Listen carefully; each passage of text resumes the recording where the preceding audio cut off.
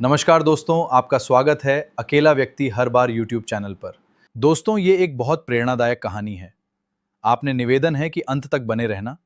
चलिए अब ज्यादा समय न लेते हुए शुरू करते हैं। सूर्यपुर नाम का वह नगर बाहर से देखने में जितना समृद्ध दिखाई देता था, भीतर से उतना ही भय और बेचैनी से भरा हुआ था। सुबह होते ही बाजारों में लोगों की आवाजाही शुरू हो जाती। बैलगाड़ियों के पहिए कच्ची सड़कों पर धूल उड़ाते हुए निकलते थे। दूर मंदिरों से घंटियों की ध्वनि सुनाई देती थी।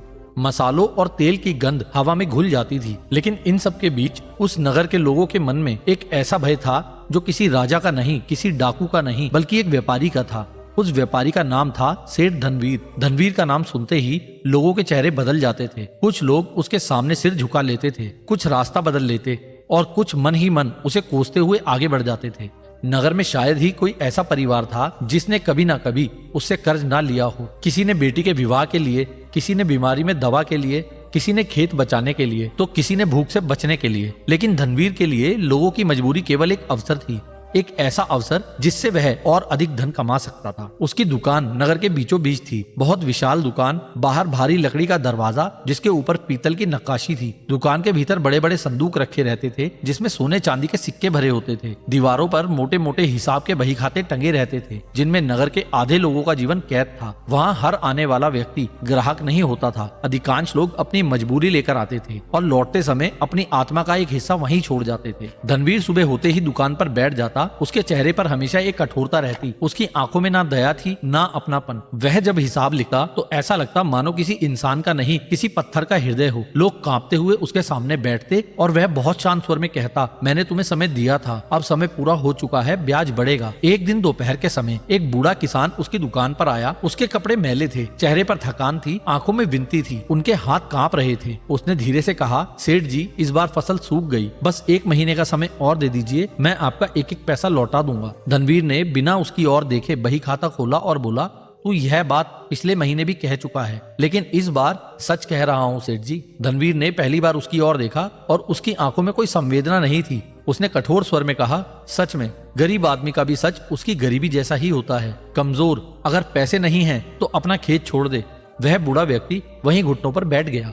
उसकी आंखों से आंसू गिरने लगे। उसने हाथ जोड़कर कहा, सेठ जी, वह खेत ही तो सब कुछ है। धनवीर हंस पड़ा, बहुत हल्की लेकिन चुभती हुई हंसी। यही गलती करते हो तुम लोग, मिट्टी को सब कुछ समझ लेते हो। इस संसार में सब कुछ केवल धन है। उस बूढ़े किसान की आंखों में एक पल के लिए ऐसा दर्द उभरा जिसे शब्दों में बयां नहीं किया जा सकता था। वह धीरे धीरे उठा और बिना कुछ कहे वहां से चला गया। दुकान के बाहर खड़े लोग सब देख रहे थे, लेकिन किसी में इतना साहस नहीं था कि कुछ कह सके। धनवीर के दोनों बेटे भी उसी दुकान पर बैठना सीख रहे थे। बड़ा बेटा किशन अपने पिता से भी अधिक कठोर था। उसकी उम्र अधिक नहीं थी, लेकिन उसके चेहरे पर अहंकार साफ दिखाई देता था। उसे गरीबों की विवशता देखकर आनंद आता था। जब कोई व्यक्ति पैसे ना लौटा पाए तो वह जानबूझकर उसका अपमान करता। एक बार एक स्त्री अपनी बीमार बेटी के लिए समय मांगने आई। वह रो रही थी, लेकिन किशन ने उसकी ओर देखकर कहा, रोने से ब्याज कम नहीं होगा। अगर आंसुओं की कीमत होती तो तुम लोग सबसे बड़े धनवान होते। दूसरा बेटा मुरली बाहर से शांत दिखाई देता था, लेकिन भीतर से वह और भी अधिक स्वार्थी था। वह लोगों को मीठी बातें करके कर्ज देता और फिर धीरे धीरे उन्हें ऐसे जाल में फंसा देता कि उनका सब कुछ छिन जाता। नगर में लोग कहते थे कि धनवीर के दोनों बेटे उसके पापों की परछाई हैं, लेकिन उसी घर में एक और आत्मा थी जो उस वातावरण से बिल्कुल अलग थी। प्रज्ञा, धनवीर की बेटी। जब वह घर के आंगन से गुजरती थी तो ऐसा लगता था जैसे तपती दोपहरी में ठंडी हवा का झोंका बह गया हो। उसके चेहरे पर एक अजीब शांति थी, उसकी आंखों में करुणा थी। वह अक्सर घर की छत पर बैठकर दूर आकाश को देखा करती। उसे धन से कभी मोह नहीं रहा। जब घर में लोग सिक्कों की खनक सुनकर प्रसन्न होते, तब वह चुपचाप किसी गरीब बच्चे को भोजन खिलाने चली जाती। उसकी माँ अक्सर कहती, इस लड़की ने इस घर में कैसे जन्म ले लिया, इसका मन तो किसी साध्वी जैसा है। प्रज्ञा बचपन से ही भगवान बुद्ध के उपदेशों की ओर आकर्षित थी। नगर के बाहर एक पुराना पीपल का वृक्ष था जहाँ कभी कभी भिक्षु आकर बुद्ध की बातें सुनाया करते थे। प्रज्ञा चुपचाप वहां जाकर बैठ जाती और घंटों सुनती रहती। उसे बुद्ध की एक बात सबसे अधिक छूती थी, जिस मन में लालच है वहां शांति कभी नहीं ठहरती। वह जब भी यह सुनती, उसके मन में अपने पिता का चेहरा उभर आता। रात को जब पूरा घर सो जाता, तब भी प्रज्ञा कई बार अपने पिता के कमरे से आवाजें सुनती। सिक्कों की खनक, बही खातों के पन्ने पलटने की आवाज। धनवीर आधी रात तक हिसाब करता था। उसके पास इतना धन था कि 7 पीढ़ियां बिना काम किए जी सकती थी, लेकिन फिर भी उसके भीतर एक भय था, ऐसा भय जिसे वह स्वयं भी नहीं समझ पाता था। एक रात उसकी पत्नी ने उससे कहा, इतनी रात गए भी जाग रहे हो, कुछ देर विश्राम कर लीजिए। धनवीर ने चिढ़कर कहा, विश्राम विश्राम गरीब लोग करते हैं। जिसने धन कमाना छोड़ दिया उसने जीवन हार दिया। उसकी पत्नी धीरे से बोली, लेकिन आप पिछले कई महीनों से ठीक से सोए नहीं हैं। धनवीर कुछ क्षण चुप रहा, फिर बोला, नींद नींद उन्हीं को आती है जिनके पास खाने के लिए कुछ नहीं होता। उसकी पत्नी उसकी ओर देखती रह गई। उसे पहली बार लगा कि उसका पति धनवान होकर भी भीतर से बहुत गरीब है। धीरे धीरे नगर में धनवीर का अत्याचार बढ़ता गया। लोग उससे डरते थे, लेकिन उससे घृणा भी करते थे। उसका पड़ोसी हरिदास एक गरीब आदमी था। वह दिन भर मजदूरी करता और शाम को थका हुआ घर लौटता।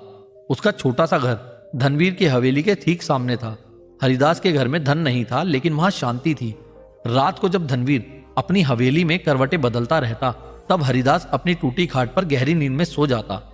उसकी पत्नी और बच्चे भी हंसते रहते। कई बार धनवीर अपनी खिड़की से उन्हें देखता और भीतर ही भीतर जल उठता। एक रात उसने देखा कि हरिदास अपने बच्चों के साथ सूखी रोटी खा रहा था, लेकिन उसके चेहरे पर संतोष था। उसी क्षण धनवीर को अजीब बेचैनी हुई। उसने अपने कमरे में रखे सोने के संदूक खोले, सिक्कों को हाथ में लिया, लेकिन उसे शांति नहीं मिली। वह रात भर जागता रहा। धीरे धीरे उसकी आंखों के नीचे काले घेरे पड़ने लगे। उसका स्वभाव चिड़चिड़ा हो गया। छोटी छोटी बातों पर वह क्रोधित हो उठता। उसे हर समय ऐसा लगता मानो कोई उसका धन छीन लेगा। वह कई बार रात को उठकर संदूक गिनता। एक रात उसने सपने में देखा कि उसके सारे सिक्के राख बन गए हैं। वह घबराकर उठा। उसके माथे पर पसीना था। उसने तुरंत संदूक खोले और सिक्के गिनने लगा। उसकी पत्नी जाग गई। उसने कहा, यह सब क्या है? धनवीर कांपती आवाज में बोला, मुझे लगा सब खत्म हो गया। उसकी पत्नी ने बहुत शांत स्वर में कहा, जिस धन को बचाने के लिए इंसान अपनी नींद खो दे, वह धन नहीं, श्राप होता है। लेकिन धनवीर ने उसकी बात अनसुनी कर दी। उधर प्रज्ञा अपने पिता को देखकर भीतर ही भीतर टूट रही थी। वह समझती थी कि उसके पिता को बीमारी शरीर की नहीं, मन की है। कई बार वह उनके पास बैठती और बुद्ध की बातें सुनाने का प्रयास करती। एक दिन उसने कहा, पिताजी, क्या कभी आपने सोचा है कि मनुष्य को वास्तव में कितनी आवश्यकता होती है? धनवीर हंस पड़ा। यह बातें वही करते हैं जिनके पास धन नहीं होता। लेकिन यदि धन होने पर भी शांति ना मिले तो? धनवीर ने कठोर स्वर में कहा, शांति भूख नहीं मिटाती। प्रज्ञा कुछ क्षण चुप रही, फिर बोली, और लालच कभी तृप्त नहीं होता। धनवीर ने क्रोध में कहा, बस तुम भी अपनी माँ जैसी बातें करने लगी हो। यह बुद्ध वुद्ध सब गरीबों को बहलाने की बातें हैं। संसार में वही पूजनीय है जिसके पास धन है। प्रज्ञा ने पिता की आंखों में देखा। उसे पहली बार लगा कि उसके पिता स्वयं से भाग रहे हैं। समय बीतता गया। नगर में सूखा पड़ने लगा। लोगों की हालत खराब होने लगी। लेकिन धनवीर और उसके बेटे इस संकट को भी अवसर की तरह देखने लगे। ब्याज और बढ़ा दिया गया। लोग मजबूरी में अपने घर, खेत, गहने सब गिरवी रखने लगे। एक दिन किशन ने कहा, पिताजी, यह सूखा हमारे लिए वरदान है। लोग जितने गरीब होंगे उतना ही हमारे पास झुकेंगे। धनवीर ने गर्व से अपने बेटे की ओर देखा। उसे लगा उसका बेटा उससे भी अधिक चतुर निकला। लेकिन प्रज्ञा यह सब सुन रही थी। उसके मन में बहुत पीड़ा हुई। उस रात वह सो नहीं सकी। वह छत पर जाकर बैठ गई। ऊपर आकाश में चंद्रमा शांत था। दूर कहीं मंदिरों की घंटियां बज रही थी। उसने आंखें बंद की और मन ही मन बुद्ध का स्मरण किया।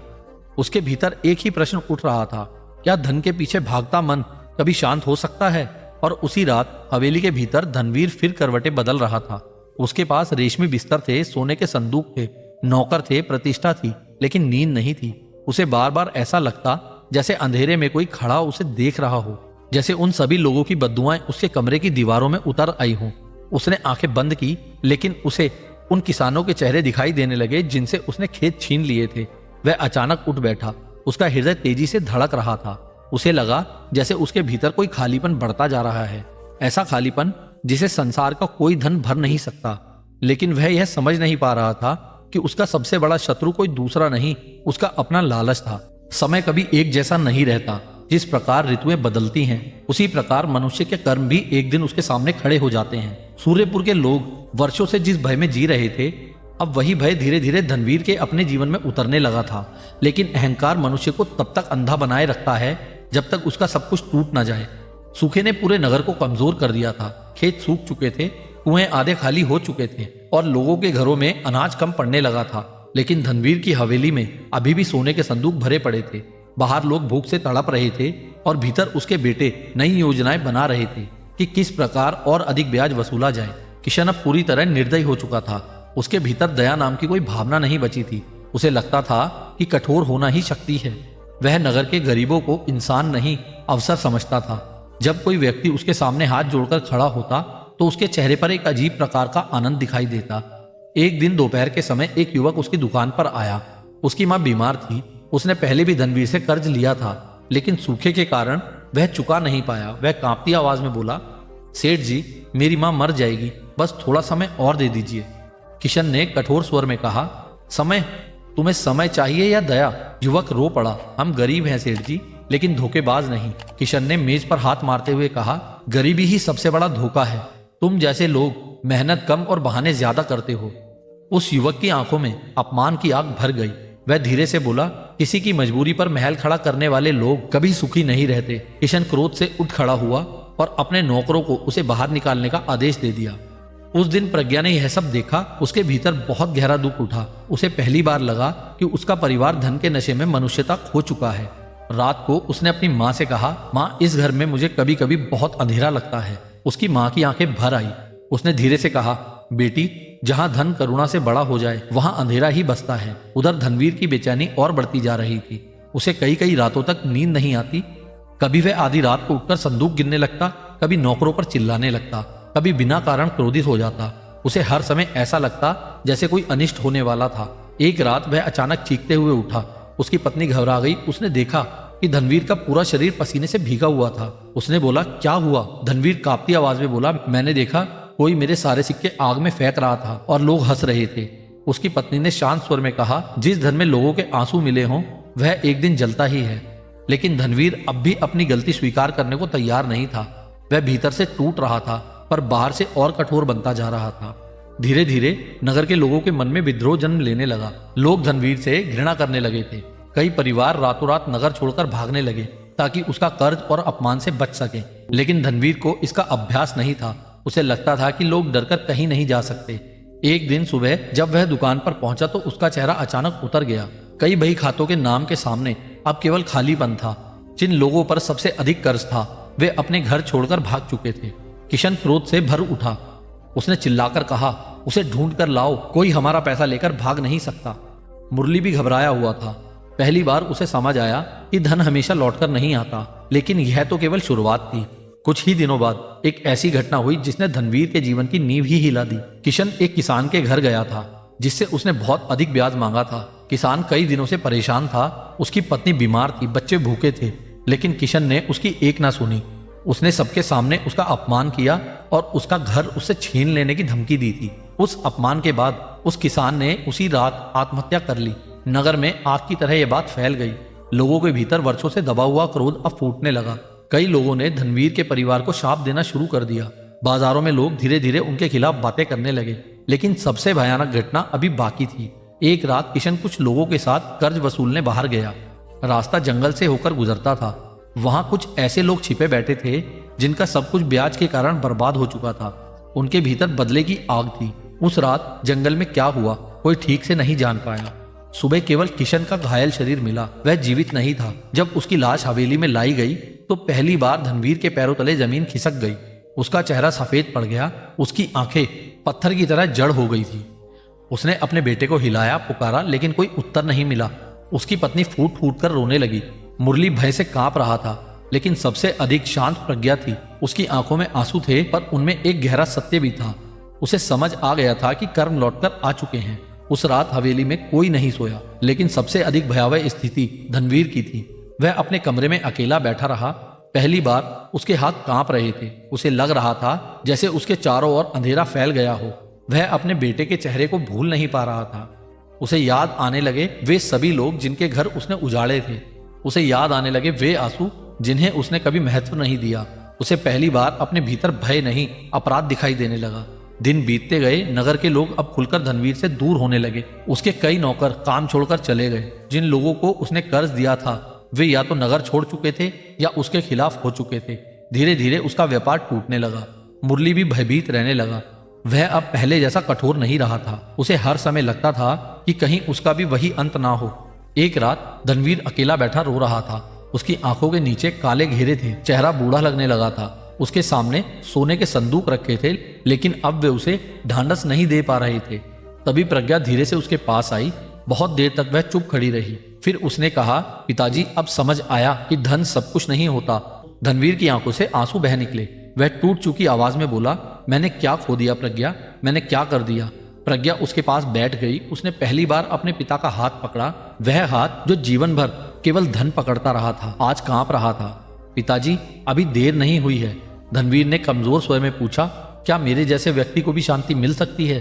प्रज्ञा ने धीरे से कहा, यदि मनुष्य अपने अंधकार को स्वीकार कर ले तो प्रकाश का मार्ग खुल जाता है। कुछ दिनों बाद प्रज्ञा अपने पिता को लेकर नगर से दूर वन की ओर गई, जहां भगवान बुद्ध ठहरे हुए थे। सुबह का समय था, हवा शांत थी, वृक्षों से पत्तियां धीरे धीरे गिर रही थी। वहां अजीब प्रकार की शांति थी। धनवीर ने पहली बार ऐसा ध्यान देखा जहां लोग धन के बिना शांत दिखाई दे रहे थे। वह बुद्ध के सामने पहुंचा। भगवान बुद्ध शांत भाव से बैठे थे। उनके चेहरे पर ऐसी करुणा थी जिसे देखकर धनवीर की आंखें झुक गई। कुछ देर तक मौन रहा, फिर बुद्ध ने धीरे से पूछा, क्यों आए हो? धनवीर रो पड़ा। वर्षों से दबे आंसू बाहर आने लगे। मैंने सब खो दिया, मेरा पुत्र मर गया, मेरा धन चला गया, मेरी नींद चली गई, मेरा मन जल रहा है। बुद्ध शांत रहे। उन्होंने कहा, तुम्हारा मन आज नहीं जल रहा, वह तो उस दिन से जल रहा है जिस दिन तुमने दूसरों के दुख पर अपना सुख बनाना शुरू किया था। धनवीर कांप उठा। बुद्ध आगे बोले, मनुष्य धन से घर भर सकता है, लेकिन यदि उसका मन लालच से भरा हो तो वह कभी विश्राम नहीं पा सकता। जिस रात तुमने किसी भूखे की पुकार अनसुनी की थी, उसी रात तुम्हारी नींद तुमसे दूर चली गई थी। धनवीर फूट पड़ा। क्या मेरे पापों का कोई अंत नहीं? बुद्ध ने उसकी ओर करुणा से देखा। हर कर्म लौटकर आता है, लेकिन जिस क्षण मनुष्य जाग जाता है उसी क्षण उसका नया जन्म शुरू हो जाता है। मैं क्या करूं प्रभु? उन लोगों को लौटाओ जिनसे तुमने छीन लिया। जिन आंखों में आंसू दिए हैं वहीं शांति पहुंचाओ। धन को भगवान मत बनाओ, करुणा को अपना धर्म बनाओ। उस दिन बहुत देर तक धनवीर बुद्ध के चरणों में बैठा रहा। वर्षों बाद उसके भीतर पहली बार हल्कापन महसूस हुआ। उस रात वह वहीं वृक्ष के नीचे सोया और वर्षों में पहली बार उसे गहरी नींद आई। सुबह जब उसकी आंख खुली तो उसका चेहरा बदल चुका था। उसमें पहले वाला अहंकार नहीं था। वह सूर्यपुर लौटा, लेकिन अब वह पुराना धनवीर नहीं था। उसने धीरे धीरे लोगों के कर्ज माफ करने शुरू किए। जिनके खेत छीन लिए थे उन्हें वापस लौटाया। गरीबों के लिए अन्न भंडार खुलवाए, नगर में कुएं खुदवाए।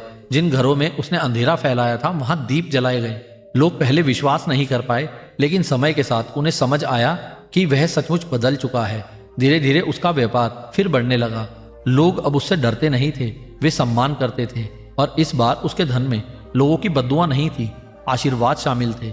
एक रात वह अपनी हवेली की छत पर बैठा था। हवा शांत थी, दूर मंदिर की घंटियां बज रही थी। प्रज्ञा उसके पास आई, मुस्कुराकर बोली, पिताजी, आजकल आपको नींद आ जाती है। धनवीर की आंखें भर आई। उसने आकाश की ओर देखते हुए कहा, पहले मेरे पास धन था लेकिन शांति नहीं, आज मेरे पास शांति है, इसलिए सब कुछ है। दोस्तों, आपको ये कहानी कैसी लगी हमें कमेंट में जरूर बताएं। अब चलते हैं अगली कहानी की तरफ। रात का समय था।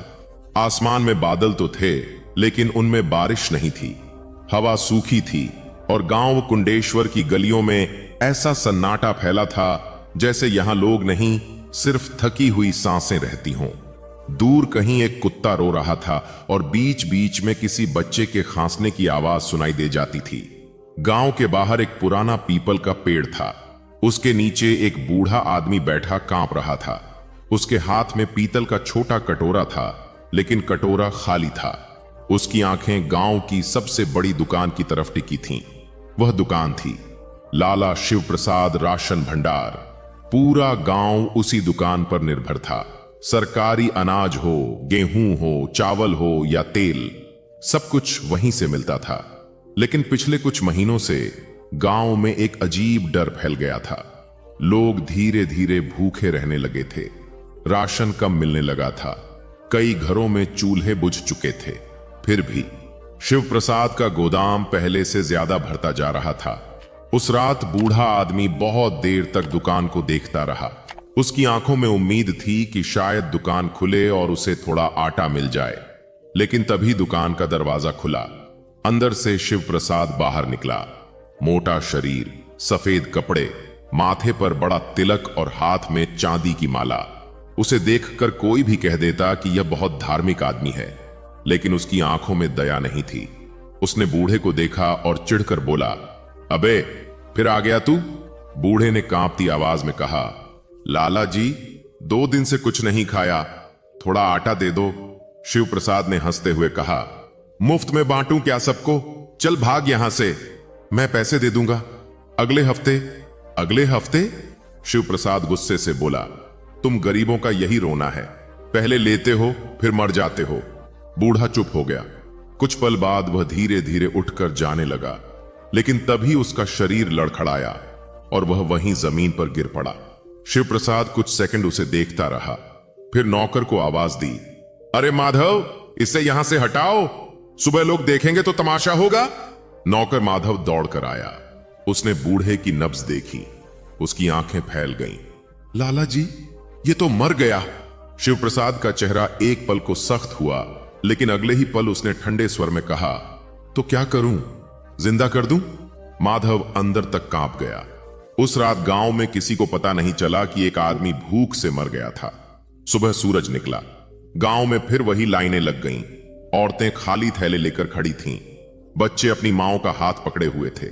सबकी आंखों में एक ही सवाल था, आज पूरा राशन मिलेगा या नहीं। लाइन में एक लड़की भी खड़ी थी, उसका नाम था चंदा। उम्र मुश्किल से 20 साल। उसके पिता बीमार थे, मां कई साल पहले गुजर चुकी थी। घर में 2 छोटे भाई थे। पूरा घर उसी के भरोसे चल रहा था, लेकिन पिछले 3 दिनों से उसके घर में सिर्फ नमक पानी पीकर गुजारा हो रहा था। उसकी बारी आई। शिव प्रसाद ने तराजू पर गेहूं रखा और जल्दी से थैला बढ़ा दिया। चंदा समझ गई। उसने धीरे से कहा, लाला जी, यह कम है। शिव प्रसाद ने आंखें तरेरी। तू मुझे सिखाएगी? मैं बस इतना कह रही हूं कि सरकारी पर्ची में 5 किलो लिखा है, तो सरकार से जाकर ले ले। लाइन में खड़े लोग चुप हो गए। चंदा ने हिम्मत करके फिर कहा, मेरे छोटे भाई भूखे हैं। शिव प्रसाद अचानक गुस्से में उठ खड़ा हुआ। उसने सबके सामने चंदा का थैला जमीन पर फेंक दिया। गेहूं मिट्टी में बिखर गया। बहुत जुबान चलने लगी है तेरी। चंदा की आंखें भर आईं। वह घुटनों के बल बैठकर मिट्टी से गेहूं चुनने लगी। लोग देख रहे थे, लेकिन कोई आगे नहीं आया, क्योंकि सब डरते थे। डर भूख से भी ज्यादा खतरनाक होता है। भीड़ में खड़ा माधव सब देख रहा था। उसका गला सूख गया। उसने पहली बार महसूस किया कि यह दुकान अब राशन की दुकान नहीं रही। यह जगह लोगों की मजबूरी बेचने लगी है। उस रात माधव देर तक सो नहीं पाया। उसे बार बार बूढ़े आदमी का चेहरा याद आता रहा और चंदा जो मिट्टी से गेहूं चुन रही थी। अगले दिन गांव में खबर फैली कि नदी किनारे किसी बूढ़े की लाश मिली है, लेकिन किसी ने खुलकर कुछ नहीं कहा। गांव में सच्चाई बोलने की हिम्मत धीरे धीरे मर चुकी थी। इधर शिव प्रसाद अपने गोदाम में बैठा हिसाब लगा रहा था। इस बार अच्छा फायदा हुआ। वह मुस्कुराया। उसका साथी व्यापारी बोला, लेकिन गांव में लोग बातें करने लगे हैं। शिव प्रसाद हंस पड़ा। भूखे लोग सिर्फ बातें करते हैं, लड़ते नहीं। दोनों जोर से हंसने लगे। लेकिन उसी रात कुछ अजीब हुआ। शिव प्रसाद गहरी नींद में था, तभी उसे लगा जैसे बाहर कोई दरवाजा खटखटा रहा है। ठक ठक ठक। वह उठ बैठा। आधी रात थी। उसने दरवाजा खोला। बाहर कोई नहीं था, सिर्फ ठंडी हवा चल रही थी। वह वापस मुड़ने ही वाला था कि अचानक उसे जमीन पर कुछ दिखाई दिया। एक छोटा कटोरा, ठीक वैसा जैसा उस बूढ़े के हाथ में था। शिव प्रसाद के चेहरे का रंग उड़ गया। उसने तुरंत इधर उधर देखा, कोई नहीं था। उसने कटोरा उठाकर दूर फेंक दिया और अंदर चला गया। लेकिन उस रात उसे नींद नहीं आई। सुबह होते ही वह फिर दुकान पर बैठ गया, जैसे कुछ हुआ ही न हो, लेकिन उसके चेहरे पर हल्की बेचैनी थी। उधर चंदा के घर की हालत बिगड़ती जा रही थी। उसके छोटे भाई गोपाल को तेज बुखार हो गया था। वह बार बार एक ही बात कह रहा था, दीदी रोटी। लेकिन घर में कुछ नहीं था। चंदा ने पड़ोसियों से मदद मांगी, लेकिन पूरा गांव खुद भूखा था। आखिरकार वह फिर शिव प्रसाद की दुकान पहुंची। इस बार दुकान खाली थी। चंदा ने हाथ जोड़ दिए। लाला जी, मेरे भाई की हालत बहुत खराब है, थोड़ा आटा दे दीजिए। शिव प्रसाद ने बिना उसकी तरफ देखे कहा, उधार बंद है, मैं काम कर दूंगी। कौन सा काम? चंदा चुप रही। शिव प्रसाद धीरे धीरे उसकी तरफ देखने लगा। उसकी नजरें गंदी हो चुकी थीं। माधव यह सब देख रहा था। उसका खून खौल उठा। चंदा तुरंत पीछे हट गई। मैं कल पैसे लेकर आऊंगी। वह जल्दी से वहां से निकल गई।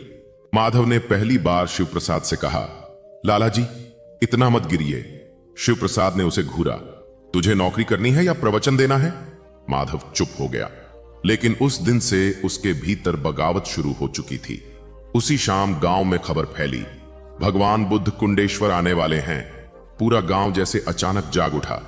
लोग कहने लगे शायद अब कुछ बदले, लेकिन शिव प्रसाद मुस्कुरा रहा था। उसे लगा यह उसके लिए अच्छा मौका है। अगर बुद्ध उसके घर आएंगे तो गांव में उसका सम्मान और बढ़ जाएगा। उसने तुरंत पूरे गांव में घोषणा करवा दी, भगवान बुद्ध के भोजन की व्यवस्था शिव प्रसाद करेगा। लोग प्रभावित हो गए, लेकिन माधव के मन में एक ही बात घूम रही थी, जिस आदमी के गोदाम में गरीबों की भूख बंद है वही बुद्ध को भोजन कराएगा। उसी रात शिव प्रसाद फिर जाग गया। उसे लगा जैसे गोदाम से किसी बच्चे के रोने की आवाज आ रही हो। धीरे धीरे रोटी रोटी उसकी सांसें तेज हो गईं। वह डरते हुए गोदाम तक गया। दरवाजा खोला। अंदर अंधेरा था, लेकिन उसे साफ सुनाई दे रहा था कई बच्चों की आवाजें, हमें भूख लगी है। अचानक उसे लगा जैसे बोरे हिल रहे हों। वह डरकर पीछे हट गया। पहली बार उसके मन में भय पैदा हुआ, लेकिन लालच अभी भी उससे बड़ा था।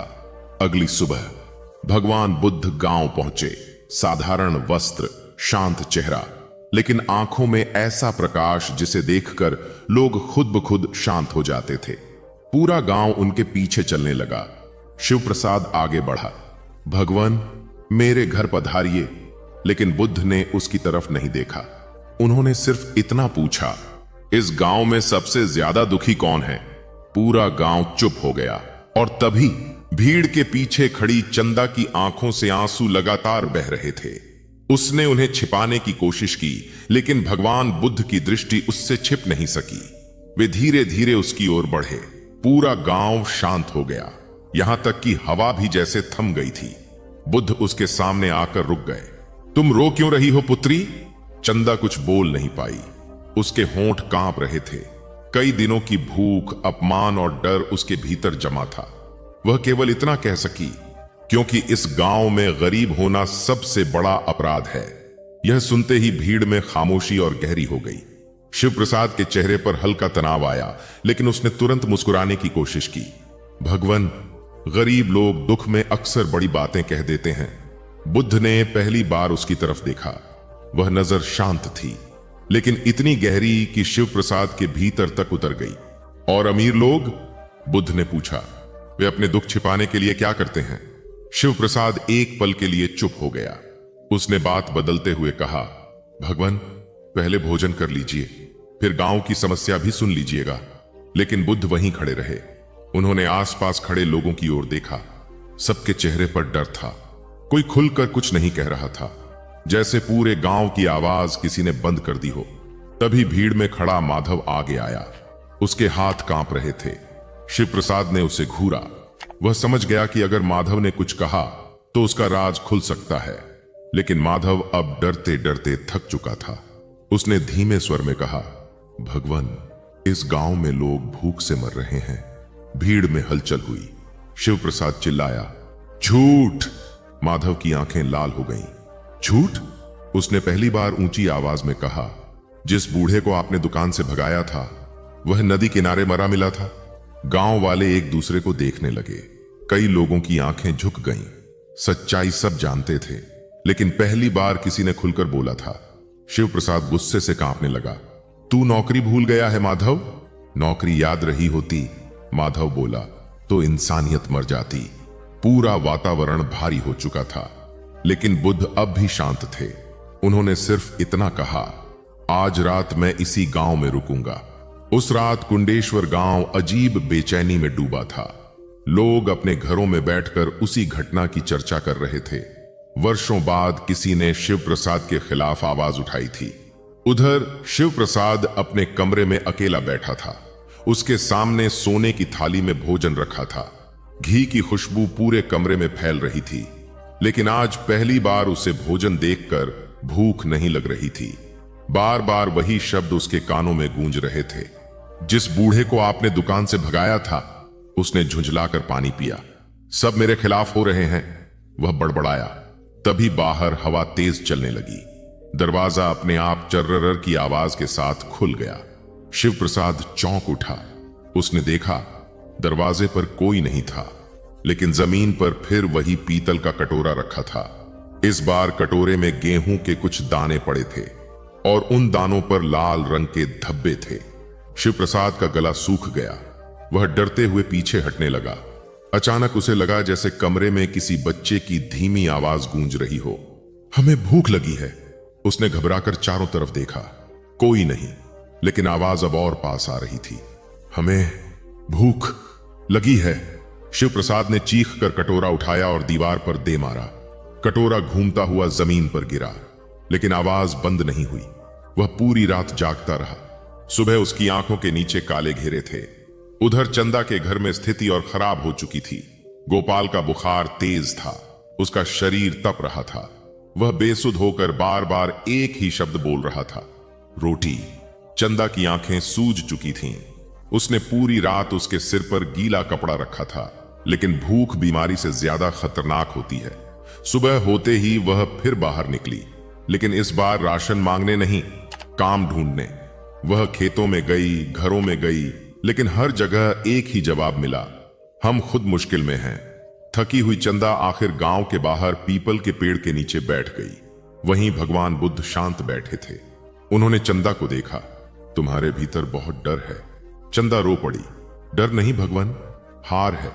बुद्ध कुछ देर शांत रहे, फिर बोले, मनुष्य तब तक नहीं हारता जब तक वह अन्याय को सच मानना शुरू नहीं कर देता।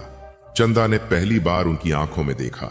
उसे लगा जैसे कोई उसके भीतर टूट चुकी उम्मीद को धीरे धीरे वापस जगा रहा हो। लेकिन मैं अकेली क्या कर सकती हूं? उसने पूछा। बुद्ध मुस्कुराए। सच हमेशा अकेला शुरू होता है। उधर शिव प्रसाद दुकान पर बैठा था, लेकिन आज उसका ध्यान बार बार गोदाम की तरफ जा रहा था। उसे लग रहा था जैसे अंदर कोई चल रहा हो। आखिर वह खुद उठकर गोदाम तक गया। दरवाजा खोला। अंदर सब सामान्य था, लेकिन तभी उसकी नजर एक बोरे पर पड़ी। बोरे पर छोटे छोटे हाथों के निशान बने हुए थे, मिट्टी से सने हुए हाथ। शिव प्रसाद के पैरों तले जमीन खिसक गई। उसने घबराकर बोरा हटाया। नीचे वही छोटा पीतल का कटोरा रखा था। अब की बार कटोरे में सिर्फ एक सूखी रोटी थी, और अचानक उसे लगा जैसे पूरा गोदाम बच्चों की आवाजों से भर गया हो। रोटी, रोटी, रोटी। वह चीखता हुआ बाहर भागा। माधव ने पहली बार शिव प्रसाद की आंखों में डर देखा, सच्चा डर। उस रात बुद्ध गांव के बीच पुराने बरगद के नीचे बैठे थे। पूरा गांव उनके आसपास जमा था। कोई धन की समस्या बता रहा था, कोई बीमारी की, लेकिन बुद्ध शांत थे। तभी उन्होंने अचानक पूछा, यदि एक गांव में अन्न होते हुए भी लोग भूखे मरें तो दोष किसका होता है? कोई जवाब नहीं दे पाया। बुद्ध ने फिर कहा, उस व्यक्ति का जिसने भूख को व्यापार बना लिया। भीड़ में खुसर पुसर होने लगी। शिव प्रसाद का चेहरा उतर गया। उसने गुस्से में सभा छोड़ दी, लेकिन जैसे ही वह घर पहुंचा, उसके कदम रुक गए। उसके दरवाजे पर दर्जनों कटोरे रखे थे, खाली कटोरे। वह कांप गया। यह किसने किया? लेकिन आसपास कोई नहीं था, सिर्फ हवा चल रही थी। और फिर उसे लगा जैसे अंधेरे में कई लोग खड़े उसे देख रहे हों। भूखे चेहरे, सूखी आंखें, कांपते बच्चे। वह डरकर अंदर भागा। उस रात उसे नींद नहीं आई। पहली बार उसने महसूस किया कि धन होने के बाद भी मनुष्य कितना अकेला हो सकता है। सुबह होते ही खबर फैली, गोपाल की हालत बहुत गंभीर है। चंदा उसे गोद में लेकर वैद्य के पास भाग रही थी, लेकिन रास्ते में ही गोपाल ने धीरे से आंखें खोली। दीदी। हाँ गोपाल, आज रोटी मिलेगी ना? चंदा रो पड़ी, लेकिन जवाब देने से पहले ही गोपाल का हाथ ढीला पड़ गया। उसकी सांस रुक चुकी थी। पूरा गांव स्तब्ध रह गया। चंदा सड़क पर बैठकर चीख चीख कर रोने लगी। उसकी आवाज पूरे गांव में गूंज रही थी, और दूर खड़ा शिव प्रसाद यह सब देख रहा था। उसके हाथ कांपने लगे। उसे अचानक गोपाल की जगह अपना बचपन दिखाई देने लगा। हाँ, वह भी कभी भूखा बच्चा था। उसे याद आया कैसे बचपन में उसकी मां दूसरों के घरों से बासी रोटियां मांग कर लाती थी। कैसे एक रात उसके छोटे भाई की भूख से मौत हो गई थी, और उसी दिन उसने मन में ठान लिया था, अब मैं कभी गरीब नहीं रहूंगा। लेकिन धन कमाने की उस आग में वह यह भूल गया था कि भूख कैसी होती है। आज वर्षों बाद गोपाल की लाश देखकर उसका दबा हुआ अतीत जाग चुका था। उसकी आंखों से आंसू बहने लगे। वह लड़खड़ाते हुए बुद्ध के पास पहुंचा। पूरा गांव देख रहा था। शिव प्रसाद पहली बार घुटनों पर गिरा। भगवान, उसकी आवाज टूट रही थी। मुझे बचा लीजिए। बुद्ध ने शांत स्वर में पूछा, किससे? शिव प्रसाद रो पड़ा अपने आप से। कुछ पल की खामोशी के बाद बुद्ध बोले, जिस दिन मनुष्य दूसरों की भूख महसूस करने लगे उसी दिन उसका पुनर्जन्म शुरू होता है। शिव प्रसाद फूट फूट कर रोने लगा। उसने उसी समय गोदाम की चाबियां निकालकर जमीन पर रख दी। आज से यह अन्न मेरा नहीं। पूरा गांव स्तब्ध था। शिव प्रसाद खुद गोदाम तक गया। उसने बड़े दरवाजे खोले। अनाज के ढेर सामने थे। लोगों की आंखें फैल गईं। कई औरतें रोने लगीं। शिव प्रसाद कांपती आवाज में बोला, मैंने तुम्हारा हक छीना, मुझे कभी माफ मत करना, लेकिन आज कोई भूखा नहीं सोएगा। उस दिन वर्षों बाद कुंडेश्वर में हर घर का चूल्हा जला, लेकिन सबसे बड़ा बदलाव अन्न से नहीं आया था। सबसे बड़ा बदलाव उस आदमी में आया था जिसने पहली बार समझा कि गरीब का हक खाकर कमाया गया धन इंसान को अमीर नहीं बनाता, उसे अंदर से खोखला कर देता है। अगली सुबह भगवान बुद्ध गांव छोड़ने लगे। पूरा गांव उन्हें विदा करने आया। शिव प्रसाद सबसे पीछे खड़ा था। उसकी आंखों में अब घमंड नहीं था, सिर्फ पश्चाताप। जाते जाते बुद्ध रुके। उन्होंने पीछे मुड़कर कहा, भूख केवल पेट की नहीं होती। कुछ लोग धन के लिए इतने भूखे हो जाते हैं कि अपनी आत्मा तक बेच देते हैं। हवा धीरे धीरे बह रही थी और उस दिन के बाद कुंडेश्वर गांव में लोग जब भी किसी भूखे को भोजन कराते तो बच्चों से एक बात जरूर कहते, कभी किसी गरीब की थाली मत छीनना, क्योंकि भूखे की बद्दुआ बहुत दूर तक जाती है। विराजपुर गांव दूर दूर तक अपने प्राचीन शिव मंदिर के लिए जाना जाता था। लोग कहते थे कि उस मंदिर में वर्षों से जलता दीपक कभी बुझा नहीं। दूर गांवों से लोग दर्शन करने आते, चढ़ावा चढ़ाते और लौटते समय अपने साथ यह विश्वास लेकर जाते कि वहां की मिट्टी में कोई दिव्य शक्ति है।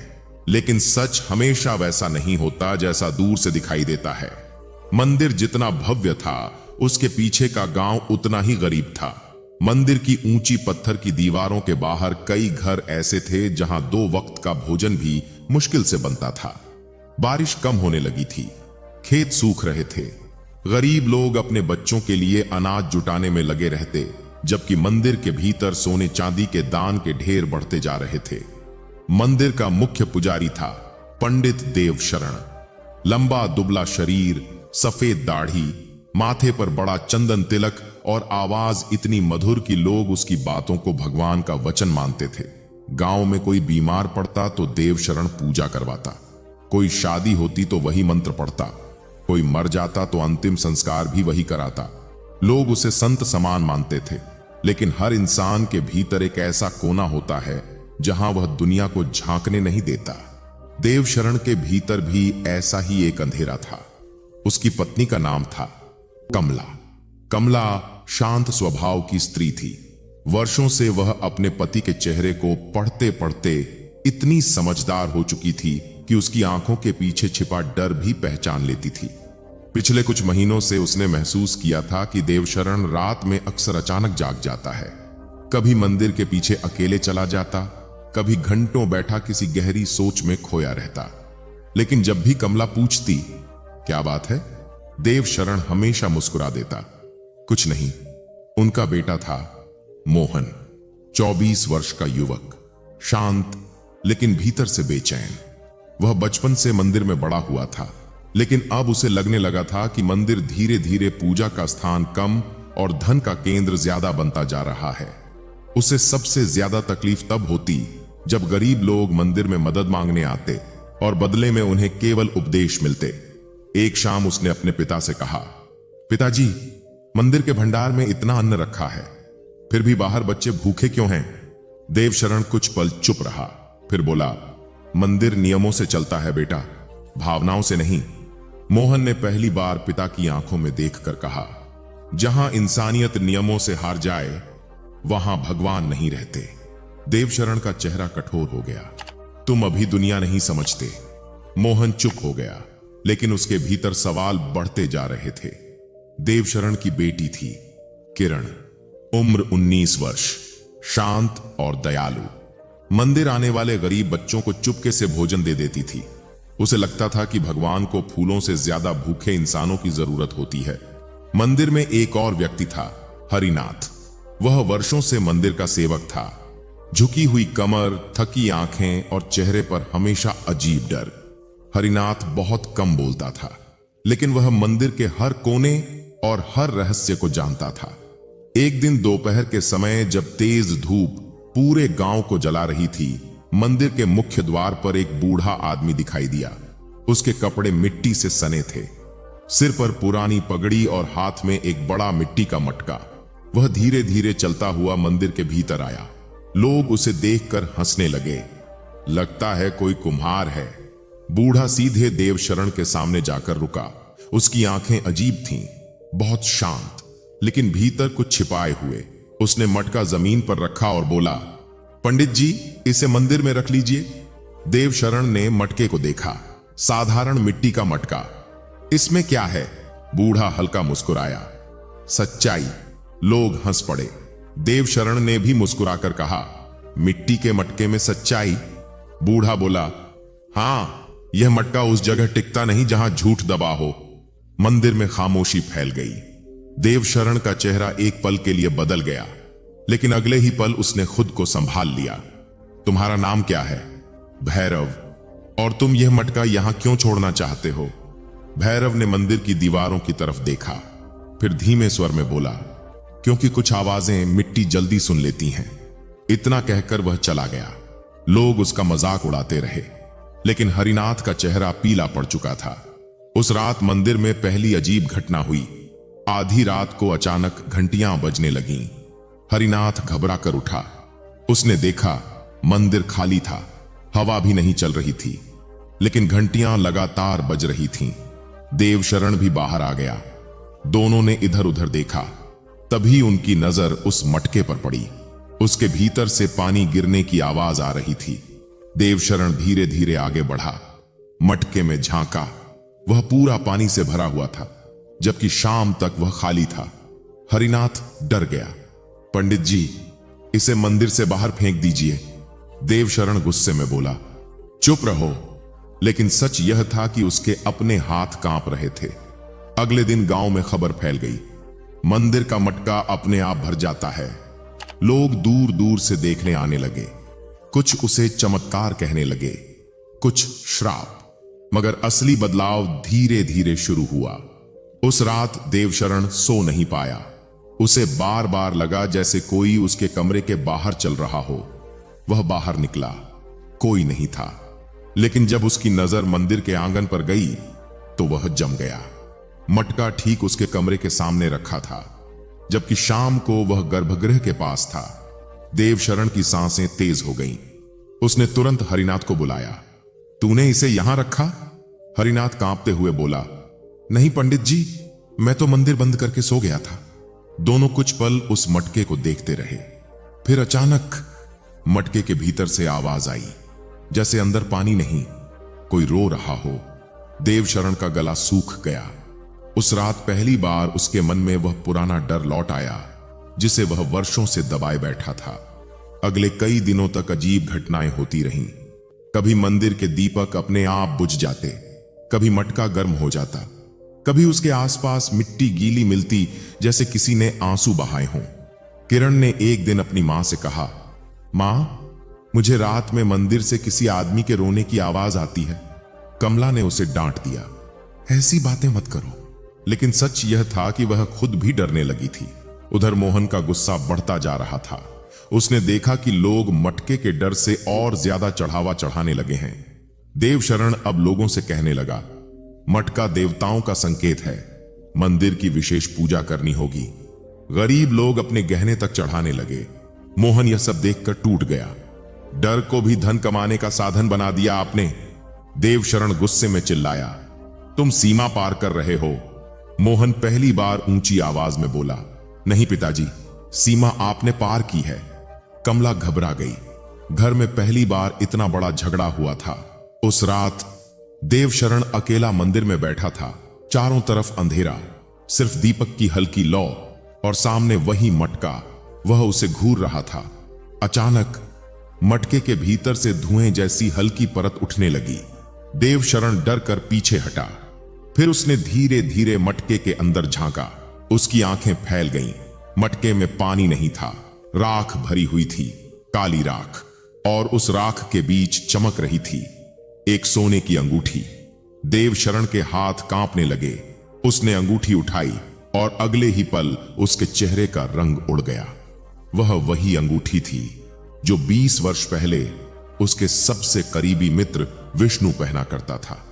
विष्णु जो एक रात अचानक गायब हो गया था, जिसके बारे में पूरे गांव से कहा गया था कि वह मंदिर का धन चुराकर भाग गया। लेकिन सच सिर्फ देवशरण जानता था। और उस रात 20 साल बाद वही सच राख बनकर उसके सामने लौट आया था। सोने की वह अंगूठी देवशरण के हाथ में कांप रही थी। मंदिर के भीतर जलता छोटा दीपक उसकी चमक पर पड़ रहा था, लेकिन उस चमक में अब भय था। 20 वर्षों से दबा हुआ एक सच अचानक उसके सामने खड़ा हो चुका था। देवशरण की सांसें भारी होने लगीं। उसने जल्दी से अंगूठी अपनी मुट्ठी में छिपा ली और घबरा कर पीछे देखने लगा, जैसे उसे डर हो कि कहीं कोई उसे देख न ले। लेकिन मंदिर खाली था। फिर भी उसे ऐसा लग रहा था जैसे पत्थरों की दीवारें तक उसे घूर रही हों। उस रात वह अपने कमरे में गया, लेकिन सो नहीं पाया। कमला उसके चेहरे की बेचैनी देख रही थी। वर्षों की संगिनी होने के कारण वह समझ चुकी थी कि बात केवल मटके की नहीं है। कुछ ऐसा है जो देवशरण भीतर से छिपा रहा है। क्या हुआ है? उसने धीरे से पूछा। देवशरण ने आंखें बंद कर लीं। कुछ नहीं। कमला उसके सामने आकर बैठ गई। मैं तुम्हें वर्षों से जानती हूं। तुम जब डरते हो तब तुम्हारी आवाज बदल जाती है। देवशरण ने उसकी तरफ नहीं देखा। कुछ देर बाद बोला, कुछ बातें जितनी पुरानी हो जाएं, उतना अच्छा होता है कि उन्हें दफन ही रहने दिया जाए। कमला चौंक गई। उसने पहली बार अपने पति की आंखों में ऐसा डर देखा था। सुबह होते ही पूरे गांव में नई चर्चा फैल चुकी थी। मटके में राख निकली है, किसी आत्मा का संकेत है। मंदिर में कुछ छिपा हुआ है। लोगों की भीड़ बढ़ने लगी। कई लोग डर के कारण मंदिर आना छोड़ रहे थे, तो कई लोग और अधिक चढ़ावा चढ़ा रहे थे। लेकिन सबसे अधिक बदल रहा था देवशरण। अब वह पहले जैसा शांत नहीं दिखता था। पूजा करते समय उसका ध्यान भटक जाता। मंत्रों के बीच उसकी आवाज कांपने लगती। कई बार वह अचानक चुप हो जाता, जैसे किसी पुराने दृश्य में खो गया हो। मोहन यह सब देख रहा था। एक शाम वह हरिनाथ के पास गया। तुम कुछ जानते हो ना? हरिनाथ का चेहरा पीला पड़ गया। मैं क्या जानूंगा? मोहन उसकी आंखों में देखता रहा। जब भी मटके की बात होती है तुम डर जाते हो। हरिनाथ की सांसें तेज हो गईं। कुछ बातें पूछना अच्छा नहीं होता बेटा, लेकिन सच छिपाना उससे भी बुरा होता है। हरिनाथ ने इधर उधर देखा, फिर धीमे स्वर में बोला, 20 साल पहले इस मंदिर में सब कुछ बदल गया था। मोहन ध्यान से सुनने लगा। उस समय तुम्हारे पिता के साथ एक और पुजारी था, विष्णु। दोनों बचपन के मित्र थे। लोग कहते थे कि वे एक दूसरे के बिना अधूरे हैं। लेकिन फिर एक रात मंदिर के दान का बड़ा हिस्सा गायब हो गया और अगली सुबह गांव को बताया गया कि विष्णु धन लेकर भाग गया। क्या किसी ने उसे जाते देखा था? हरिनाथ चुप हो गया। उसकी आंखें झुक गईं। नहीं। मोहन का दिल जोर से धड़कने लगा। तुम्हें लगता है वह भागा नहीं था? हरिनाथ की आवाज भर्रा गई। उस रात मंदिर से किसी के चीखने की आवाज आई थी। मोहन स्तब्ध रह गया। तुमने किसी को बताया क्यों नहीं? हरिनाथ कड़वाहट से हंस पड़ा। गरीब आदमी सच बोलकर सबसे पहले अपनी रोटी खोता है। मोहन के भीतर तूफान उठ चुका था। उसी शाम मंदिर में एक और घटना हुई। एक महिला अपने बीमार बच्चे को लेकर मंदिर आई। वह रोते हुए देवशरण से बोली, पंडित जी, कृपा करके कुछ मदद कर दीजिए, घर में अनाज नहीं है। देवशरण कुछ बोल पाता उससे पहले मोहन आगे बढ़ गया। उसने मंदिर के भंडार से अनाज निकालकर उस महिला को दे दिया। देवशरण गुस्से से कांप उठा। तुम्हारी हिम्मत कैसे हुई? मोहन ने पहली बार पूरे गांव के सामने कहा। भगवान के घर में भूखे को भोजन देने के लिए अनुमति नहीं मांगी जाती। मंदिर में खामोशी छा गई। देवशरण का चेहरा अपमान से लाल हो गया। लेकिन उसी क्षण उसकी नजर मटके पर पड़ी। मटके के किनारे से पानी बह रहा था, जैसे कोई रो रहा हो। देवशरण अचानक चुप हो गया। उसकी आंखों में भय उतर आया। उस रात उसने सपना देखा। वह मंदिर के पुराने तहखाने में खड़ा था। चारों तरफ अंधेरा था। अचानक उसे विष्णु दिखाई दिया। सफेद कपड़े मिट्टी से सने हुए, चेहरा पीला, आंखें सीधी देवशरण की तरफ। मैं चोर नहीं था। देवशरण घबराकर पीछे हट गया। नहीं नहीं, झूठ। कितने वर्षों तक जिंदा रहेगा देवशरण? वह चीखते हुए उठ बैठा। उसका पूरा शरीर पसीने में डूबा था। कमला डर गई। क्या हुआ? देवशरण कांपती आवाज में बोला। वह वापस आ गया है। कमला कुछ समझ नहीं पाई, लेकिन अब उसे यकीन हो चुका था कि यह केवल मटके का डर नहीं, यह किसी पुराने अपराध का बोझ है। अगले दिन विराजपुर में एक नया व्यक्ति आया। साधारण गेरुए वस्त्र, शांत चेहरा, नंगे पैर, भगवान बुद्ध। उनके साथ कुछ भिक्षु भी थे। गांव वालों ने उन्हें घेर लिया। हर कोई मटके की कहानी सुनाने लगा। कोई उसे श्राप कह रहा था, कोई चमत्कार। लेकिन बुद्ध शांत रहे। वे सीधे मंदिर के भीतर गए। देवशरण उनके सामने झुक गया, लेकिन उसकी आंखों में घबराहट साफ थी। बुद्ध ने बिना कुछ कहे मटके को देखा, फिर मुस्कुराए। लोग मिट्टी से इतना डर क्यों रहे हैं? एक आदमी बोला। भगवान, यह मटका श्रापित है। बुद्ध ने उसकी तरफ देखा।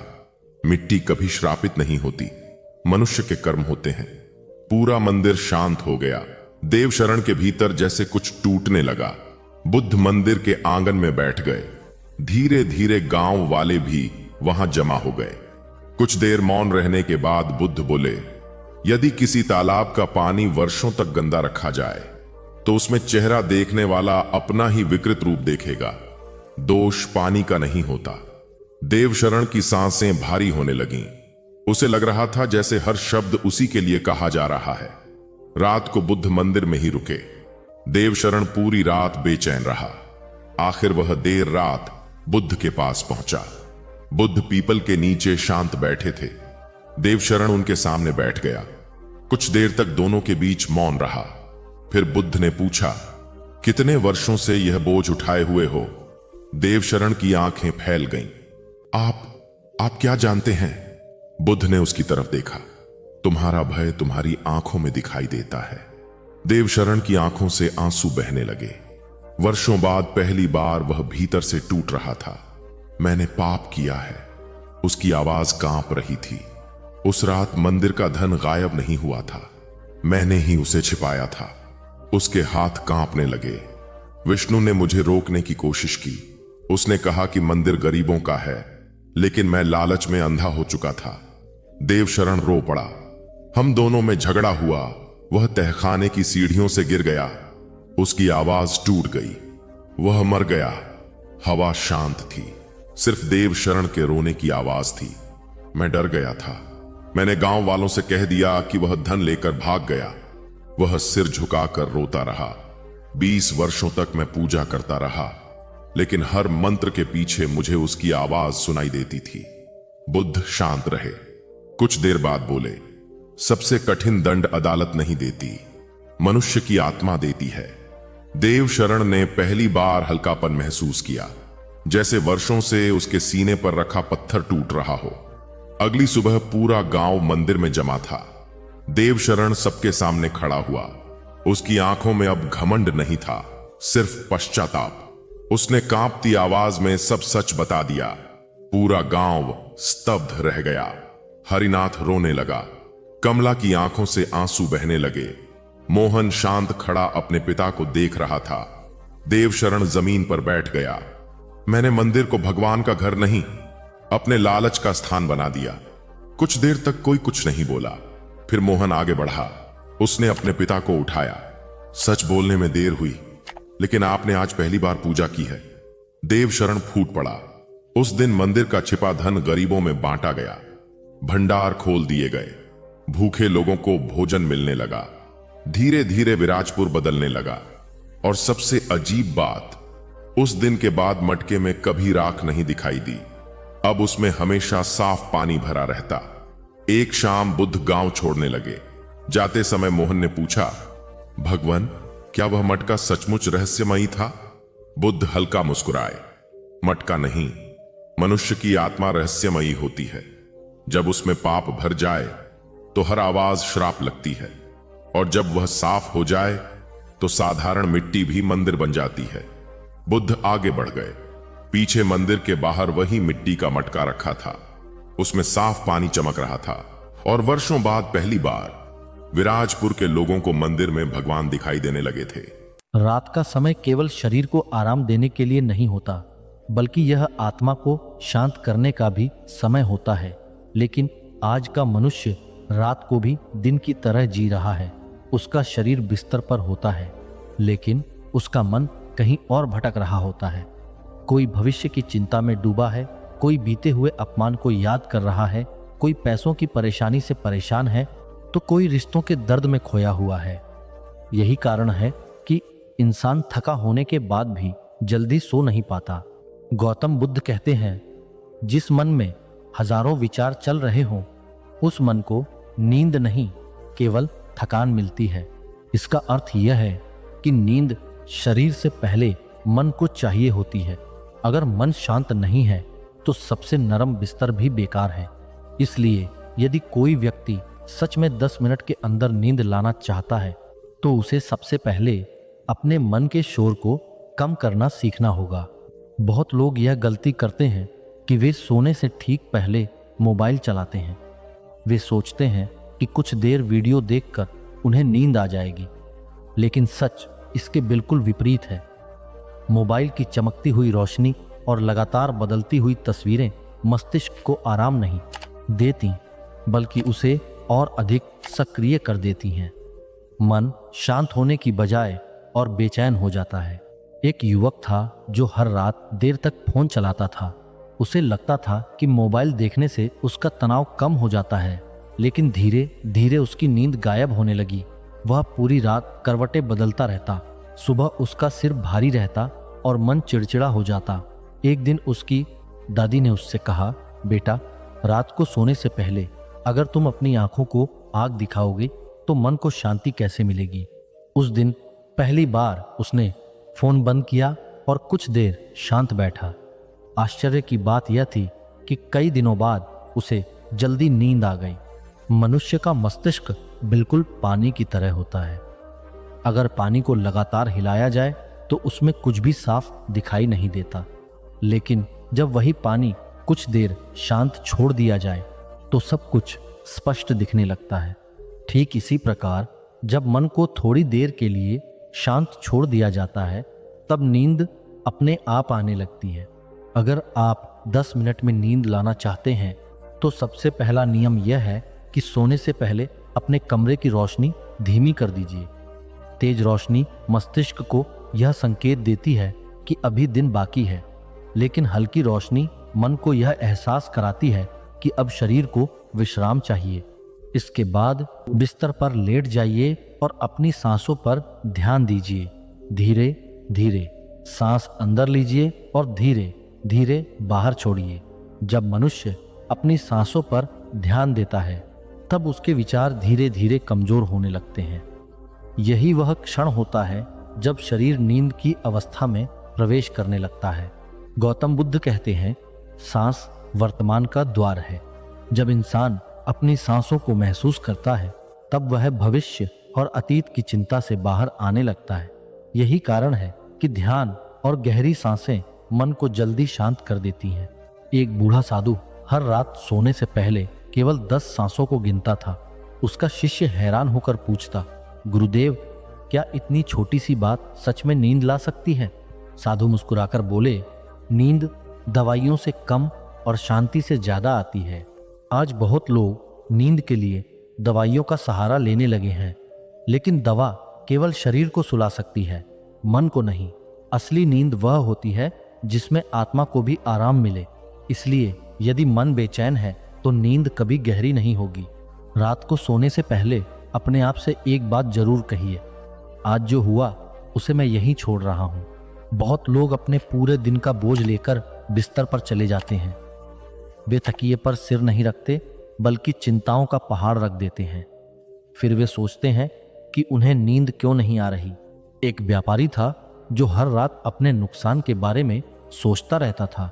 वह सोने की कोशिश करता, लेकिन उसका मन लगातार हिसाब किताब में उलझा रहता। एक दिन उसने एक साधु से पूछा, मुझे रात को नींद क्यों नहीं आती? नींद क्यों नहीं आती? साधु ने कहा, क्योंकि तुम अपने शरीर को बिस्तर पर लाते हो, लेकिन अपने व्यापार को भी साथ ले आते हो। उस दिन व्यापारी को समझ आया कि नींद पाने के लिए शरीर से पहले विचारों को आराम देना जरूरी है। अगर आप चाहते हैं कि 10 मिनट में नींद आ जाए, तो सोने से पहले अपने कमरे का वातावरण शांत बनाइए। तेज आवाजें, चमकती स्क्रीन और उलझे हुए विचार मन को जागृत रखते हैं, लेकिन धीमी रोशनी, शांत वातावरण और गहरी सांसें शरीर को संकेत देती हैं कि अब विश्राम का समय है। रात को सोने से पहले एक और बहुत महत्वपूर्ण बात करनी चाहिए। अपने मन में उन लोगों को माफ कर दीजिए जिन्होंने आपको दुख दिया है, क्योंकि क्रोध मन को सबसे ज्यादा जागृत रखता है। जो इंसान भीतर से गुस्से में होता है, उसका मस्तिष्क पूरी रात सक्रिय रहता है। गौतम बुद्ध कहते हैं, क्रोध ऐसा विष है जिसे मनुष्य खुद पीता है और उम्मीद करता है कि दूसरा व्यक्ति मर जाएगा। इसलिए यदि आप गहरी नींद चाहते हैं, तो अपने भीतर के गुस्से को धीरे धीरे छोड़ना सीखिए। एक वृद्ध व्यक्ति हर रात अपने बेटे से नाराज होकर सोता था। उसे कई वर्षों तक अच्छी नींद नहीं आई। फिर एक दिन उसने अपने बेटे को गले लगाया और कहा, मैं अब पुराने दर्द को छोड़ रहा हूं। उस रात वह वर्षों बाद चैन से सो पाया। नींद केवल आंखें बंद करने का नाम नहीं है।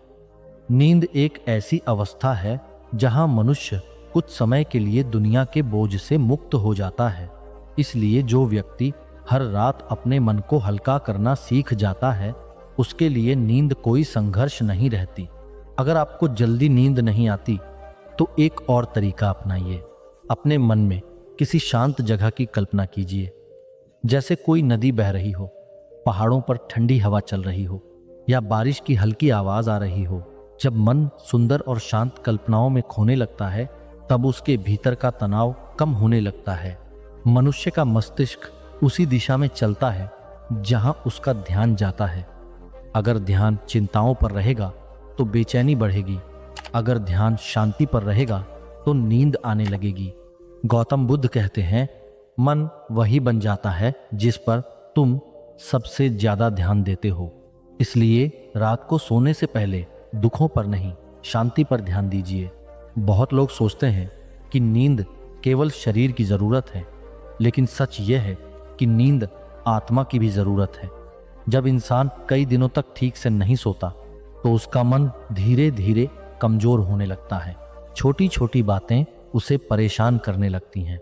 वह जल्दी गुस्सा करने लगता है और भीतर से टूटने लगता है। इसलिए रात को सोने से पहले खुद को यह एहसास दिलाइए कि इस समय आपको किसी समस्या का समाधान नहीं निकालना है। रात सोचने के लिए नहीं, शांत होने के लिए होती है। एक किसान हर रात खेतों की चिंता करता था। उसे डर रहता था कि अगर बारिश नहीं हुई तो क्या होगा।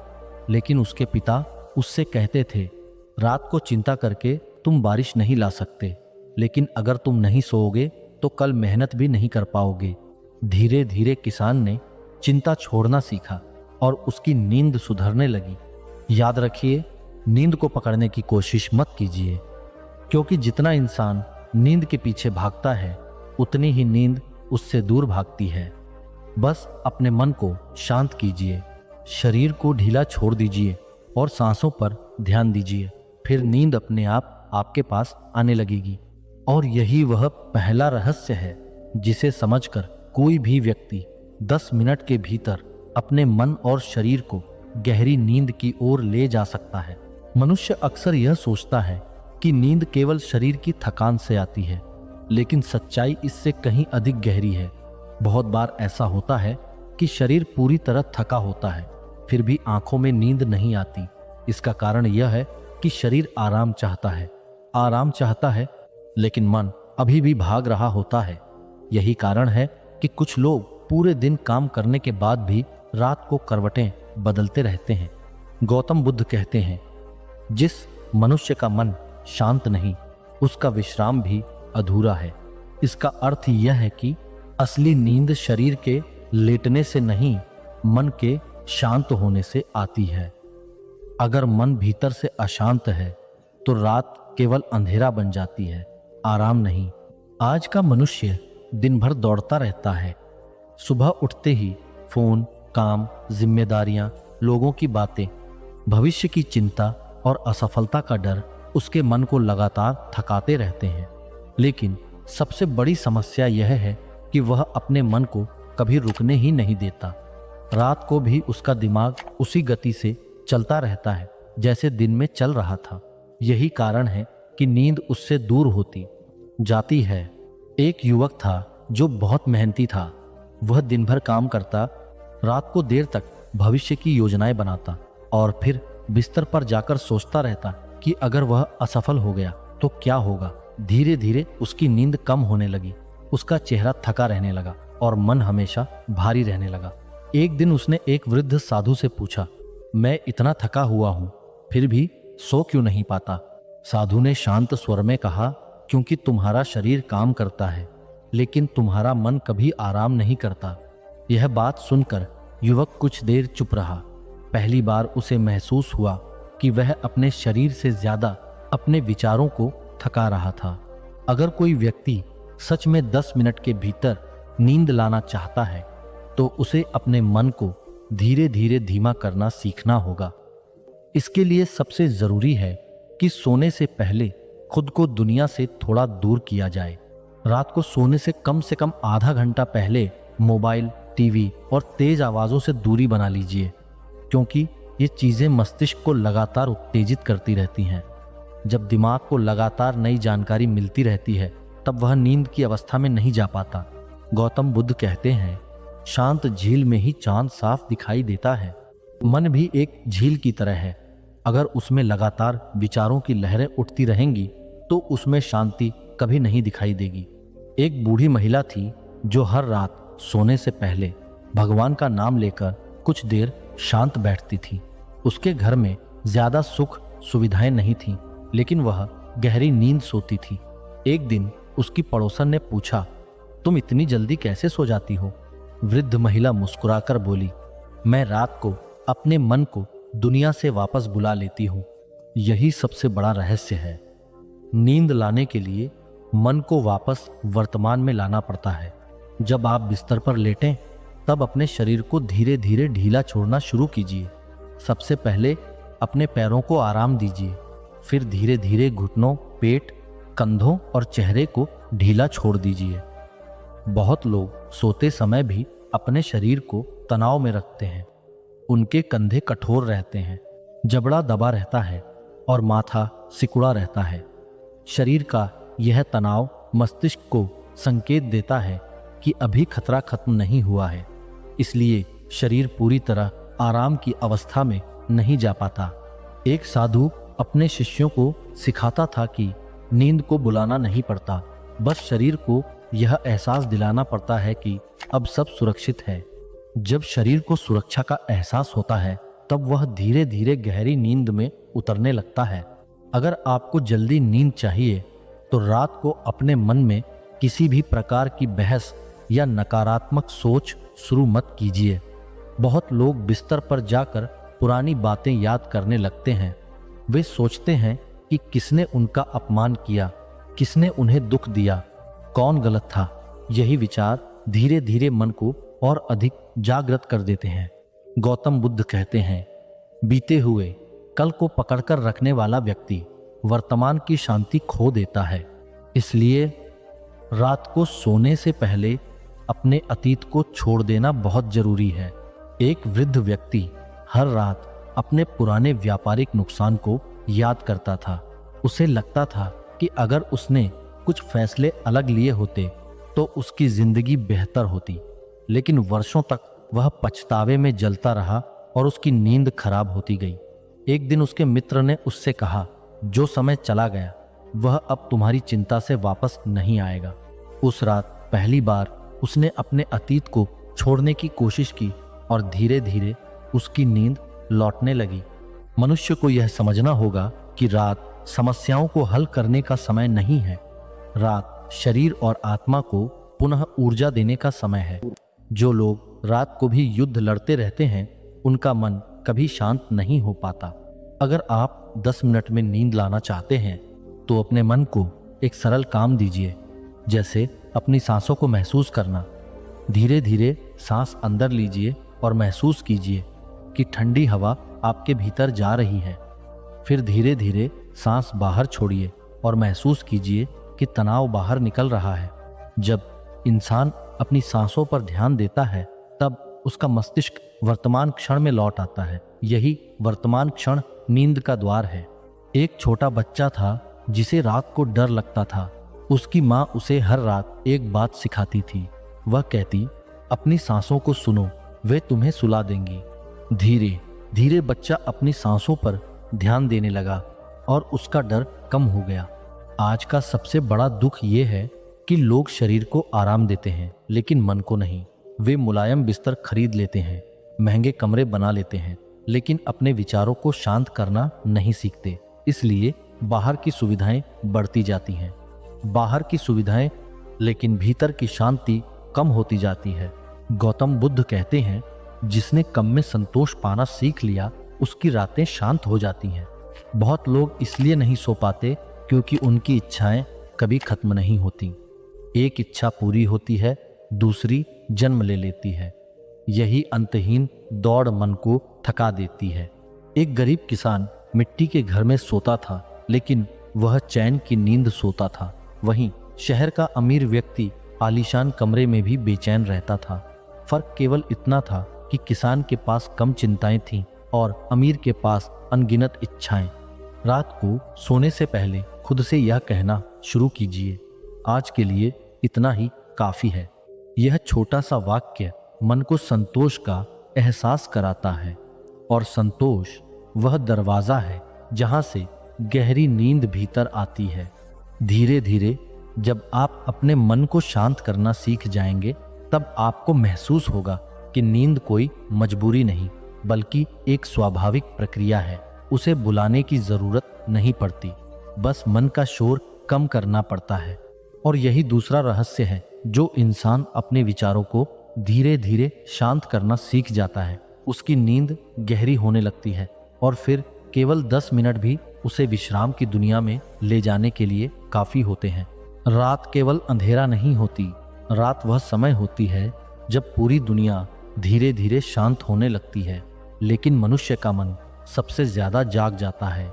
दिन भर इंसान लोगों के बीच रहता है, काम में उलझा रहता है, जिम्मेदारियों में खुद को भूल जाता है।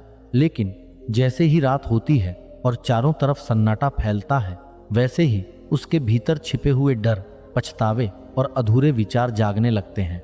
यही कारण है कि बहुत लोग थककर भी सो नहीं पाते। गौतम बुद्ध कहते हैं, मनुष्य बाहर के शोर से नहीं, अपने भीतर के शोर से सबसे ज्यादा परेशान होता है। यह बात जितनी छोटी लगती है उतनी ही गहरी है, क्योंकि असली समस्या बिस्तर की नहीं होती। समस्या उस मन की होती है जो हर रात हजारों दिशाओं में भाग रहा होता है। बहुत लोग सोचते हैं कि नींद अपने आप आती है, लेकिन सच यह है कि नींद एक ऐसी अवस्था है जहां शरीर और मन दोनों को यह विश्वास दिलाना पड़ता है कि अब कोई खतरा नहीं है। जब तक मन भीतर से डरा हुआ रहता है, तब तक वह पूरी तरह शांत नहीं हो सकता। एक बार एक वृद्ध साधु अपने शिष्य के साथ जंगल में रह रहा था। रात को तेज बारिश होने लगी, बिजली चमक रही थी और हवाएं जोर से चल रही थीं। शिष्य पूरी रात डरता रहा, लेकिन साधु गहरी नींद सोते रहे। सुबह शिष्य ने पूछा, गुरुदेव, इतनी भयानक रात में भी आप कैसे सो गए? साधु मुस्कुराए और बोले, क्योंकि मैंने अपने मन को यह समझा दिया था कि जो मेरे नियंत्रण में नहीं, उसके लिए जागना व्यर्थ है। यही वह रहस्य है जिसे बहुत कम लोग समझ पाते हैं। मनुष्य की आधी नींद इसलिए गायब हो जाती है क्योंकि वह उन बातों की चिंता करता रहता है जिन्हें वह बदल ही नहीं सकता। अगर आप सच में 10 मिनट में नींद लाना चाहते हैं, तो आपको अपने मन को सुरक्षा का एहसास देना होगा। इसके लिए सबसे पहला कदम है अपने कमरे को केवल सोने की जगह बनाइए, चिंता करने की जगह नहीं। बहुत लोग बिस्तर पर बैठकर काम करते हैं, मोबाइल चलाते हैं, बहस करते हैं, रोते हैं और घंटों सोचते रहते हैं। धीरे धीरे उनका मस्तिष्क बिस्तर को आराम नहीं, तनाव से जोड़ने लगता है। फिर जैसे ही वे लेटते हैं, उनका दिमाग सक्रिय हो जाता है। एक युवक था जो हर रात अपने बिस्तर पर बैठकर देर तक काम करता था। उसका लैपटॉप हमेशा उसके सामने खुला रहता। कुछ महीनों बाद उसे नींद आना बंद हो गई। फिर एक दिन एक डॉक्टर ने उससे कहा, तुम्हारा शरीर अब बिस्तर को आराम नहीं, काम की जगह समझने लगा है। उस दिन से उसने अपने कमरे का वातावरण बदलना शुरू किया। धीरे धीरे उसकी नींद वापस आने लगी। मनुष्य का मस्तिष्क आदतों पर चलता है। अगर आप हर रात एक ही समय पर सोने लगते हैं तो धीरे धीरे आपका शरीर खुद उस समय नींद महसूस करने लगेगा। लेकिन आज का इंसान अपनी आदतों को इतना बिगाड़ चुका है कि उसका शरीर भी भ्रमित हो गया है। कभी वह रात के 2 बजे सोता है, कभी सुबह तक जागता रहता है।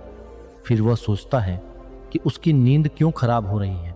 गौतम बुद्ध कहते हैं, अनुशासन वह पुल है जो अशांति को शांति से जोड़ता है।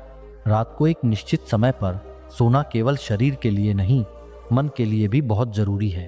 अगर आप जल्दी सोना चाहते हैं तो रात को अपने भीतर के बोझ को हल्का करना सीखिए। सोने से पहले कुछ मिनट अपने दिन को याद कीजिए और खुद से कहिए, आज मैंने जितना कर सकता था उतना किया। बहुत लोग खुद से हमेशा असंतुष्ट रहते हैं।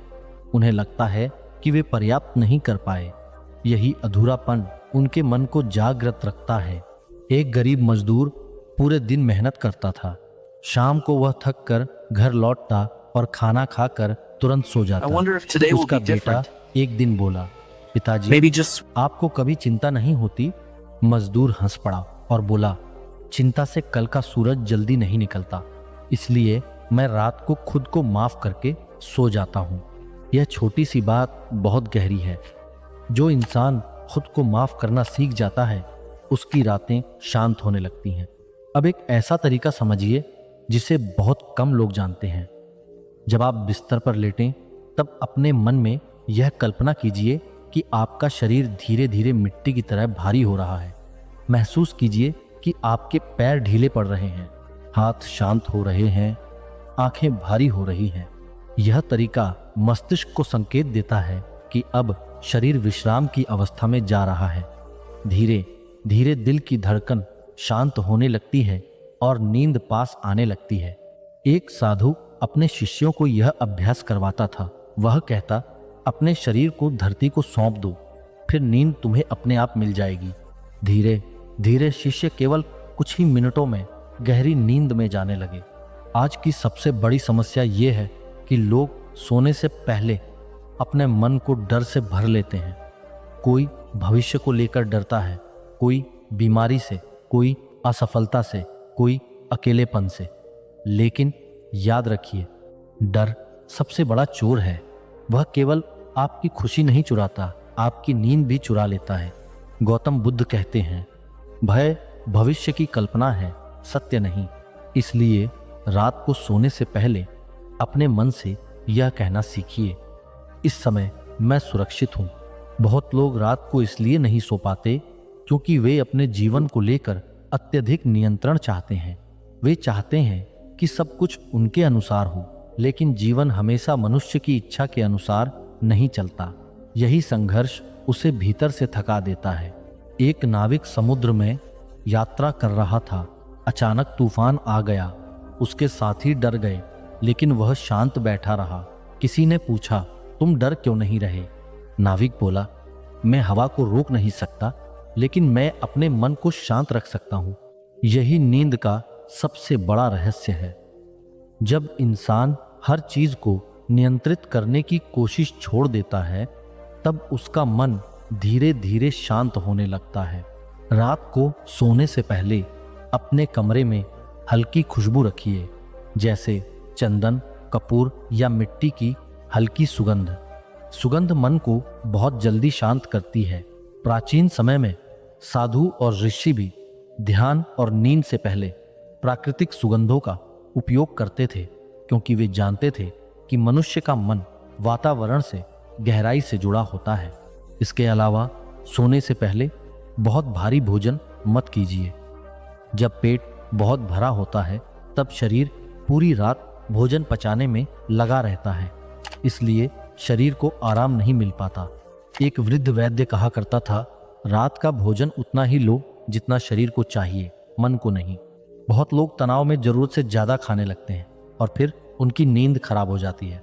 अगर कभी आपको लगे कि नींद नहीं आ रही तो घड़ी मत देखिए, क्योंकि जैसे ही इंसान समय देखने लगता है उसका तनाव बढ़ने लगता है। वह सोचने लगता है कि अब तो केवल 5 घंटे बचे हैं, अब केवल 4 घंटे, और यही चिंता उसे और अधिक जगा देती है। इसके बजाय अपनी सांसों पर ध्यान दीजिए। धीरे धीरे सांस अंदर लीजिए और मन में कहिए, मैं शांत हूं। फिर सांस बाहर छोड़ते हुए कहिए, मैं सब छोड़ रहा हूं। धीरे धीरे आपका मस्तिष्क वर्तमान में लौटने लगेगा, और जब मन वर्तमान में आता है तभी नींद जन्म लेती है। गौतम बुद्ध कहते हैं, जिसने वर्तमान में जीना सीख लिया उसने शांति का द्वार पा लिया। याद रखिए, नींद कोई युद्ध नहीं है जिसे जीतना है। नींद तो एक ऐसी नदी है जिसमें केवल वही उतर सकता है जिसने अपने मन का बोझ किनारे पर छोड़ दिया हो। और यही तीसरा और सबसे गहरा रहस्य है। मनुष्य 10 मिनट में तब सो पाता है जब वह दुनिया से पहले अपने विचारों को शांत करना सीख जाता है, क्योंकि असली बिस्तर कपड़ों और गद्दों से नहीं बनता, असली बिस्तर एक शांत मन से बनता है। दोस्तों, जीवन एक लंबी यात्रा है। कभी धूप है, कभी छांव है, कभी सब कुछ पास होता है, कभी सब छिन जाता है। बुद्ध कहते थे, जीवन को पकड़कर मत रखो, क्योंकि जो आया है वह एक दिन जाएगा। जैसे पेड़ पर लगा पत्ता कुछ समय हरा रहता है, फिर पीला पड़ता है और एक दिन टूटकर गिर जाता है। जीवन भी ऐसा ही है। एक गांव में एक बूढ़ा कुम्हार रहता था। वह रोज मिट्टी से घड़े बनाता था। एक दिन उसका बेटा बोला, पिताजी, आप इतने सालों में यही काम कर रहे हो, क्या आपको थकान नहीं होती? कुम्हार मुस्कुराया। उसने कहा, मिट्टी मुझे हर दिन सिखाती है, जो टूटता है वही दोबारा आकार ले सकता है। उसका बेटा समझ नहीं पाया। कुछ महीनों बाद उनका घर आग में जल गया। सारे घड़े टूट गए। सालों की मेहनत खत्म हो गई। बेटा रोने लगा। उसे लगा सब खत्म हो जाएगा, लेकिन बूढ़ा कुम्हार शांत बैठा रहा। अगली सुबह वह फिर मिट्टी लेने चला गया। बेटे ने पूछा, क्या आपको दुख नहीं है? वह बोला, दुख है, पर दुख से भागना समाधान नहीं। मिट्टी फिर से घड़ा बन सकती है, जीवन भी फिर से बन सकता है। यही बुद्ध का पहला सत्य था। जो टूटता है वह अंत नहीं होता, कई बार वही नई शुरुआत होती है। जीवन में दुख क्यों आता है? बुद्ध कहते थे, दुख जीवन का हिस्सा है। जिसने दुख को समझ लिया उसने जीवन को समझ लिया। एक किसान था, उसके पास एक घोड़ा था। एक दिन घोड़ा भाग गया। गांव वाले बोले, बहुत बुरा हुआ। किसान बोला, शायद। कुछ दिन बाद वही घोड़ा 3 जंगली घोड़ों को लेकर वापस आया। गांव वाले बोले, बहुत अच्छा हुआ। किसान बोला, शायद। उसका बेटा उन घोड़ों को काबू करने लगा। एक दिन वह गिर गया, उसकी टांग टूट गई। लोग बोले, बहुत बुरा हुआ। किसान फिर बोला, शायद। कुछ हफ्तों बाद राजा ने युद्ध के लिए जवान लड़कों को बुलाया। सभी गए, किसान का बेटा नहीं गया, क्योंकि उसकी टांग टूटी थी। तब गांव वाले समझे, जो दुख लगता है वह हमेशा बुरा नहीं होता, और जो सुख लगता है वह हमेशा अच्छा नहीं होता। बुद्ध दर्शन कहता है, घटनाओं को तुरंत मत आंको, समय के पास अपना उत्तर होता है।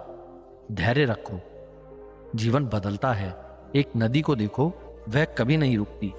पत्थर आते हैं, मोड़ आते हैं, गहराई आती है, फिर भी नदी बहती रहती है। वैसे ही इंसान को भी बहते रहना चाहिए। एक गरीब लड़का था, वह पढ़ना चाहता था, लेकिन उसके पास किताबें नहीं थी। वह मंदिर के बाहर बैठकर दूसरों को पढ़ते देखता था। लोग उसका मजाक उड़ाते थे, कहते थे, तू कुछ नहीं कर पाएगा। लेकिन उसने हार नहीं मानी। वह मिट्टी पर उंगली से अक्षर बनाता, रात में दीपक के नीचे पढ़ता। सालों तक संघर्ष किया। धीरे धीरे वही लड़का गांव का शिक्षक बन गया। लोग हैरान थे। उसने कहा, मैं तेज नहीं था, मैं बस रुका नहीं। यही बुद्ध का धैर्य है। छोटा कदम भी अगर रुकता नहीं तो मंजिल बन जाता है। मन सबसे बड़ा मित्र है और सबसे बड़ा शत्रु भी है। बुद्ध कहते हैं, अशांत मन दुख देता है, शांत मन मुक्ति देता है। एक राजा था, उसके पास सब कुछ था, सोना, महल, सेना, फिर भी उसे नींद नहीं आती थी। हर रात चिंता रहती, कहीं राज्य छिन ना जाए, कहीं कोई धोखा ना दे, कहीं युद्ध ना हो जाए। एक दिन वह एक साधु के पास गया। उसने पूछा, मेरे पास सब कुछ है, फिर भी शांति क्यों नहीं है? साधु उसे तालाब के पास ले गया। उसने पानी हिलाया, पानी गंदा हो गया। उसने कहा, क्या इसमें अपना चेहरा दिख रहा है? राजा बोला, नहीं। कुछ देर बाद पानी शांत हो गया, चेहरा साफ दिखा। साधु बोला, जब मन हिलता है सत्य नहीं दिखता, जब मन शांत होता है जीवन साफ दिखता है। राजा समझ गया, सुख बाहर नहीं है, मन के भीतर है। क्रोध धीमी आग है, यह पहले दूसरों को नहीं खुद को जलाता है। एक लोहार था, उसका पड़ोसी उससे जलता था, रोज अपमान करता था, रोज ताने देता था। एक दिन लोहार बहुत गुस्से में था, वह लड़ने जाने लगा। उसकी बूढ़ी माँ ने रोका। उसने जलता कोयला हाथ में लिया और बोली, अगर इसे किसी पर फेंकना है तो पहले हाथ में पकड़ना होगा। लोहार का हाथ जल गया, वह चौंका। मां बोली, क्रोध भी ऐसा ही है, पहले तुझे जलाएगा फिर शायद दूसरे तक पहुंचेगा। उस दिन उसने लड़ाई छोड़ दी। बुद्ध कहते हैं, क्षमा कमजोरी नहीं मन की ताकत है। जो खुद को जीत ले वही सबसे बड़ा विजेता है। जीवन में सब बदलता है, रूह, धन, समय, समय समय पर रिश्ते, कुछ भी स्थायी नहीं है। एक अमीर व्यापारी था, उसके पास अनगिनत धन था। उसे लगता था यह सब हमेशा रहेगा। फिर बाढ़ आई, सब बह गया। घर, दुकान, सोना, वह टूट गया। एक भिक्षु ने उससे कहा, तूने धन को स्थायी समझ लिया था, पर संसार बदलता है। धीरे धीरे उसने फिर मेहनत शुरू की। इस बार वह धन से जुड़ा नहीं, बस कर्म करता रहा। उसे शांति मिलने लगी। बुद्ध दर्शन कहता है, जिस चीज को हमेशा अपना समझोगे उसके जाने पर दुख होगा ही होगा। जो परिवर्तन को स्वीकार करेगा वह हल्का रहेगा। यही जीवन है, यही शुरुआत है। अभी बहुत कुछ बाकी है। रात हमेशा अंधेरी नहीं रहती, सुबह रास्ता ढूंढ ही लेती है। बुद्ध कहते थे, सबसे कठिन समय भी स्थायी नहीं होता। एक छोटा सा गांव था, वहां एक बुनकर रहता था। वह दिन रात कपड़े बुनता था। उसकी उंगलियां छिल जाती थी, आंखें थक जाती थी, फिर भी वह काम करता था। एक दिन भारी बारिश आई, उसका पूरा छोटा सा घर गिर गया, करघा टूट गया, कपड़े भीग गए, सालों की मेहनत मिट्टी में मिल गई। उसकी पत्नी रोने लगी, बच्चे डर गए। उसे लगा अब जीवन खत्म, लेकिन वह शांत बैठा रहा। सुबह हुई, उसने टूटे हुए करघे को देखा, लकड़ियां उठाई, रस्सी बांधी, फिर से काम शुरू किया। लोगों ने पूछा, तू टूटा नहीं? वह मुस्कुराया और बोला, अगर रात रुक नहीं सकती तो दुख भी नहीं रुकेगा। धीरे धीरे उसने नया करघा बनाया, फिर कपड़े बुने, फिर घर बनाया। यही बुद्ध की सीख थी, कठिन समय इंसान को खत्म करने नहीं आता, उसे मजबूत बनाने आता है। जीवन में हार हमेशा हार नहीं होती, कई बार वह नया ज्ञान होती है। एक युवक था, वह तीरंदाज बनना चाहता था। रोज अभ्यास करता था, घंटों तक तीर चलाता था, लेकिन उसका निशाना चूक जाता। लोग हंसते और कहते, तू कभी नहीं सीख पाएगा। एक दिन उसने गुस्से में धनुष फेंक दिया। उसे लगा अब सब खत्म हो चुका है। तभी उसका गुरु आया। उसने जमीन पर गिरे तीर उठाए और बोले, ये गिरे हुए तीर हार नहीं है, ये बता रहे हैं कि निशाना कहाँ नहीं था। युवक समझ गया। उसने फिर अभ्यास शुरू किया। धीरे धीरे उसका हाथ स्थिर हुआ, आंखें शांत हुई। एक दिन वह राज्य का सबसे अच्छा तीरंदाज बना। बुद्ध कहते हैं, जो गिरने से सीखता है वह ऊंचा उठता है, जो हार से भागता है वह वहीं रह जाता है। मनुष्य का सबसे बड़ा दुख तुलना है। दूसरों को देखकर खुद को छोटा समझना। एक कुम्हार का बेटा था। वह अपने दोस्त से जलता था। दोस्त अमीर था, अच्छे कपड़े पहनता था, घोड़े पर चलता था, बड़ा घर था। उसे लगता था मेरा जीवन बेकार है। एक दिन उसका पिता उसे खेत में ले गया। एक छोटा पौधा दिखाया, फिर बड़ा बरगद दिखाया। पिता ने पूछा, क्या पौधा बेकार है बेटा? क्योंकि वह बरगद जितना बड़ा नहीं। लड़का बोला, नहीं, उसका समय अलग है। पिता मुस्कुराया, बोला, तू भी वही है। हर जीवन की गति अलग होती है। उस दिन उसने तुलना छोड़ दी और खुद पर ध्यान दिया। बुद्ध दर्शन कहता है, दूसरों की राह देखकर दुख मत लो, अपनी राह पर चलो। हर बीज अपने समय पर वृक्ष बनता है। लालच कभी तृप्त नहीं होता। जितना मिलता है उतना और चाहिए। एक राजा था, उसे सोने से प्रेम था। महल भरे थे, खजाने भरे थे, फिर भी शांति नहीं थी। वह और चाहता था, और ज्यादा चाहता था। एक संत उसके पास आया। उसने राजा को एक कटोरा दिया और बोला, इसे भर दो। राजा ने सोना डाला, कटोरा खाली, और डाला, फिर भी खाली। हीरे डाले, मोती डाले, फिर भी खाली। राजा हैरान। संत बोला, यह मनुष्य की इच्छा का कटोरा है, यह भरता नहीं है। राजा समझ गया। बुद्ध कहते हैं, इच्छा सीमित रखो, संतोष बड़ा धन है। जिसे संतोष मिल गया उसे शांति मिल जाती है। अकेलापन हमेशा दुख नहीं होता, कई बार वही आत्मज्ञान देता है। एक युवक था, उसके बहुत मित्र थे। भीड़ थी, हंसी थी, शोर था। फिर एक कठिन समय आया, उसका व्यापार डूब गया। सब मित्र चले गए, वह अकेला रह गया। पहले रोया, बहुत टूटा। फिर एक दिन नदी किनारे बैठा, शांत रहा। पहली बार उसने खुद को सुना, अपने डर को समझा, अपनी गलतियां देखी, अपने मन को जाना।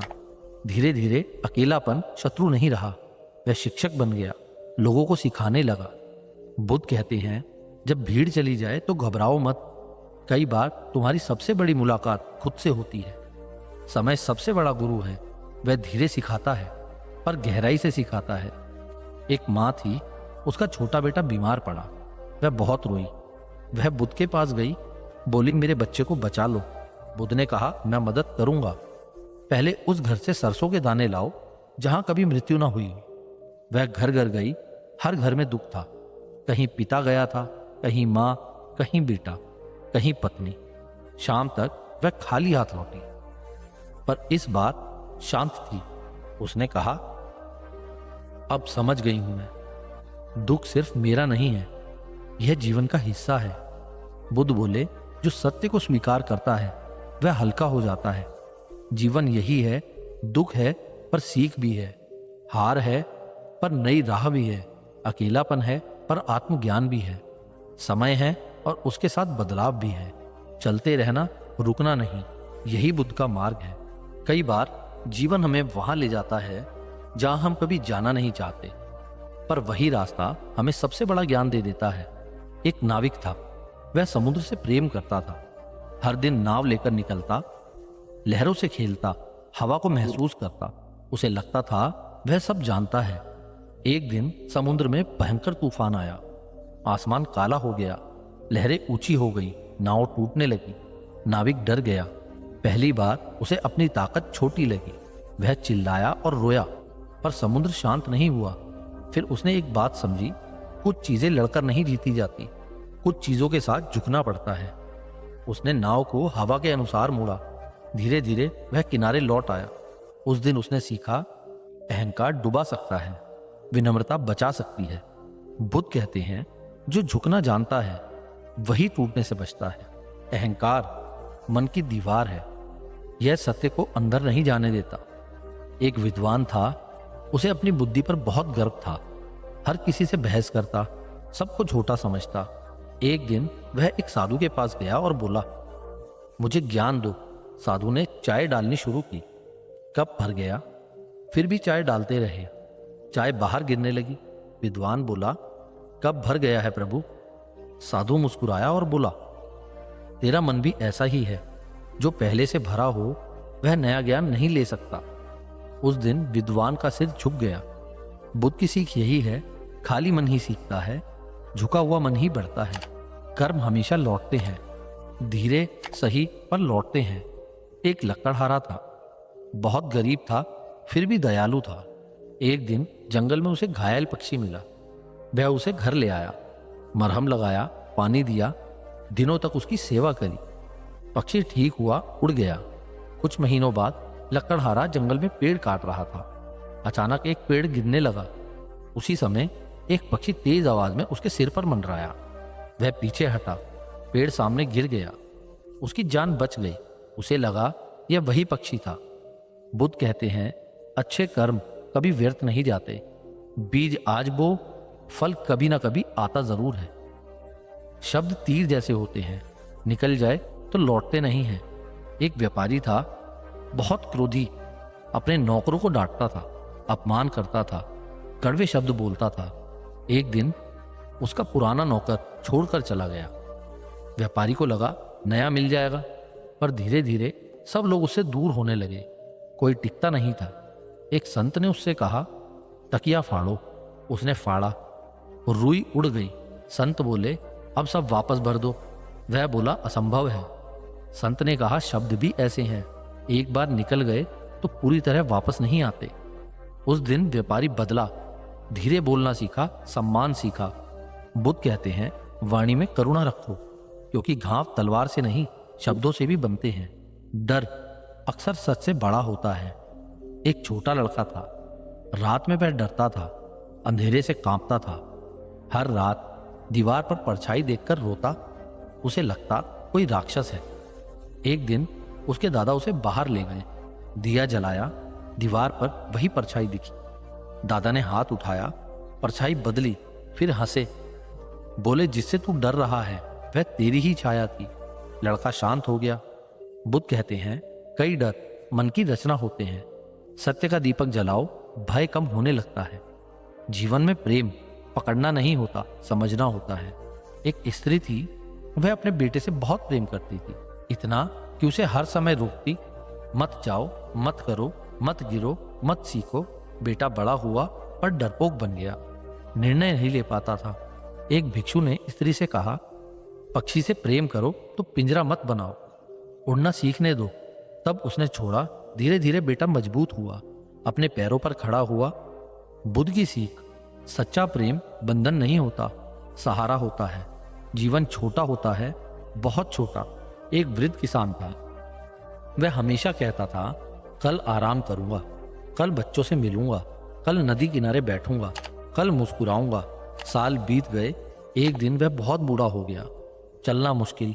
उसने आकाश देखा, रो पड़ा, बोला, मैं जीने की तैयारी करता रहा पर जीना ही भूल गया। बुद्ध कहते हैं, वर्तमान में ही जीवन है। कल एक सपना है, बीता कल स्मृति है। जो अभी है वही सच है। इस क्षण को जियो। करुणा मनुष्य की सबसे सुंदर शक्ति है। एक लड़की थी, बहुत गरीब फिर भी दयालु। एक सर्द रात उसे रास्ते में एक बूढ़ी स्त्री मिली, कांप रही थी। लड़की के पास एक ही शॉल थी, उसने वही दे दिया। घर जाकर कुछ ठंड में रही। सालों बाद वह बीमार हुई। एक महिला वैद्य उसकी सेवा करने आई, वही बूढ़ी स्त्री थी। उसने कहा, तूने मुझे गर्मी दी थी, आज मैं तुझे जीवन दूंगी। बुद्ध कहते हैं, करुणा घूमकर लौटती है और हृदय को बड़ा करती है। यही जीवन का मार्ग है।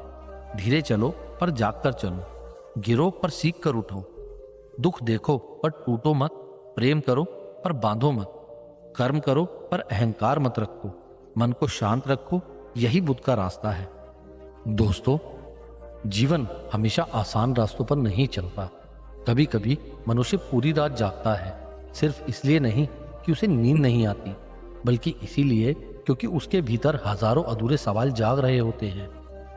बाहर से शांत दिखने वाला इंसान भीतर से टूट रहा होता है। यही जीवन का सबसे गहरा संघर्ष है। गौतम बुद्ध कहते हैं, जिस मन में शोर भरा हो उस मन को दुनिया का सबसे मुलायम बिस्तर भी नींद नहीं दे सकता। इसका अर्थ यह है कि असली थकान शरीर की नहीं, मन की होती है। जब इंसान दिन भर दूसरों की उम्मीदों का बोझ उठाता है, तब रात को उसका सिर तकिए पर नहीं, चिंताओं पर टिकता है। एक गरीब लकड़हारा हर दिन जंगल जाता था। उसके पैरों में चप्पल नहीं थी, पेट में पूरा भोजन नहीं था, फिर भी वह रात को गहरी नींद सो जाता था। वहीं गांव का एक अमीर व्यापारी सोने के बिस्तर पर करवटें बदलता रहता था। किसी ने लकड़हारे से पूछा, तुम्हारे पास कुछ भी नहीं है, फिर भी तुम चैन से कैसे सोते हो? लकड़हारा मुस्कुराया और बोला, मैं दिन भर मेहनत करता हूँ, इसीलिए रात को मेरा शरीर थकता है, लेकिन मैंने कभी किसी का हक नहीं छीना, इसलिए मेरा मन नहीं थकता। जीवन का सबसे बड़ा संघर्ष गरीबी नहीं है, बल्कि मन की अशांति है। इंसान पैसे की कमी से कम और शांति की कमी से ज्यादा टूटता है। बुद्ध कहते हैं, जिस दिन तुम दूसरों से अपनी तुलना करना छोड़ दोगे, उसी दिन तुम्हारी आधी बेचैनी खत्म हो जाएगी। आज हर व्यक्ति किसी और जैसा बनना चाहता है, कोई अमीर जैसा दिखना चाहता है, कोई सफल लोगों की तरह जीना चाहता है। इसी दौड़ में इंसान अपना असली चेहरा खो देता है। रात को जब वह अकेला होता है, तब उसे महसूस होता है कि उसने पूरी जिंदगी दूसरों को खुश करने में बिता दी। एक युवक हर रात सोने से पहले अपने फोन पर सफल लोगों की जिंदगी देखता था। महंगी गाड़ियां, बड़े घर, हंसते चेहरे। धीरे धीरे उसे अपनी जिंदगी छोटी लगने लगी। उसकी नींद गायब हो गई। एक दिन उसकी माँ ने उससे कहा, बेटा, जो लोग दुनिया को अपनी मुस्कान दिखाते हैं, जरूरी नहीं कि वे अंदर से भी खुश हों। उस दिन पहली बार उस युवक ने फोन बंद किया और छत की तरफ देखते हुए खुद से पूछा, मैं आखिर किसके पीछे भाग रहा हूं? जीवन में संघर्ष जरूरी है, क्योंकि बिना संघर्ष के मनुष्य कभी खुद को नहीं समझता। गौतम बुद्ध कहते हैं, कठिन समय तुम्हें बर्बाद करने नहीं आता, बल्कि तुम्हें तुम्हारी असली ताकत दिखाने आता है। जब जीवन सब कुछ छीन लेता है, तब इंसान को अपनी आत्मा की आवाज सुनाई देने लगती है।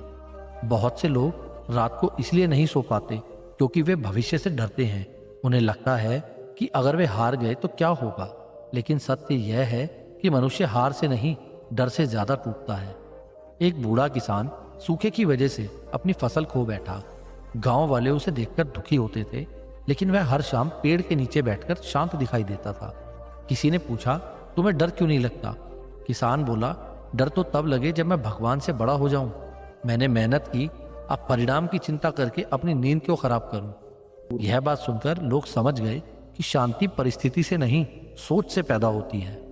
बुद्ध कहते हैं, जिस इंसान ने खुद को माफ करना सीख लिया, उसे रात को सुकून की नींद आने लगती है। बहुत लोग अपनी पुरानी गलतियों को हर रात दोहराते हैं। वे सोते समय भी अपने अतीत से लड़ रहे होते हैं, लेकिन बीता हुआ समय कभी वापस नहीं आता।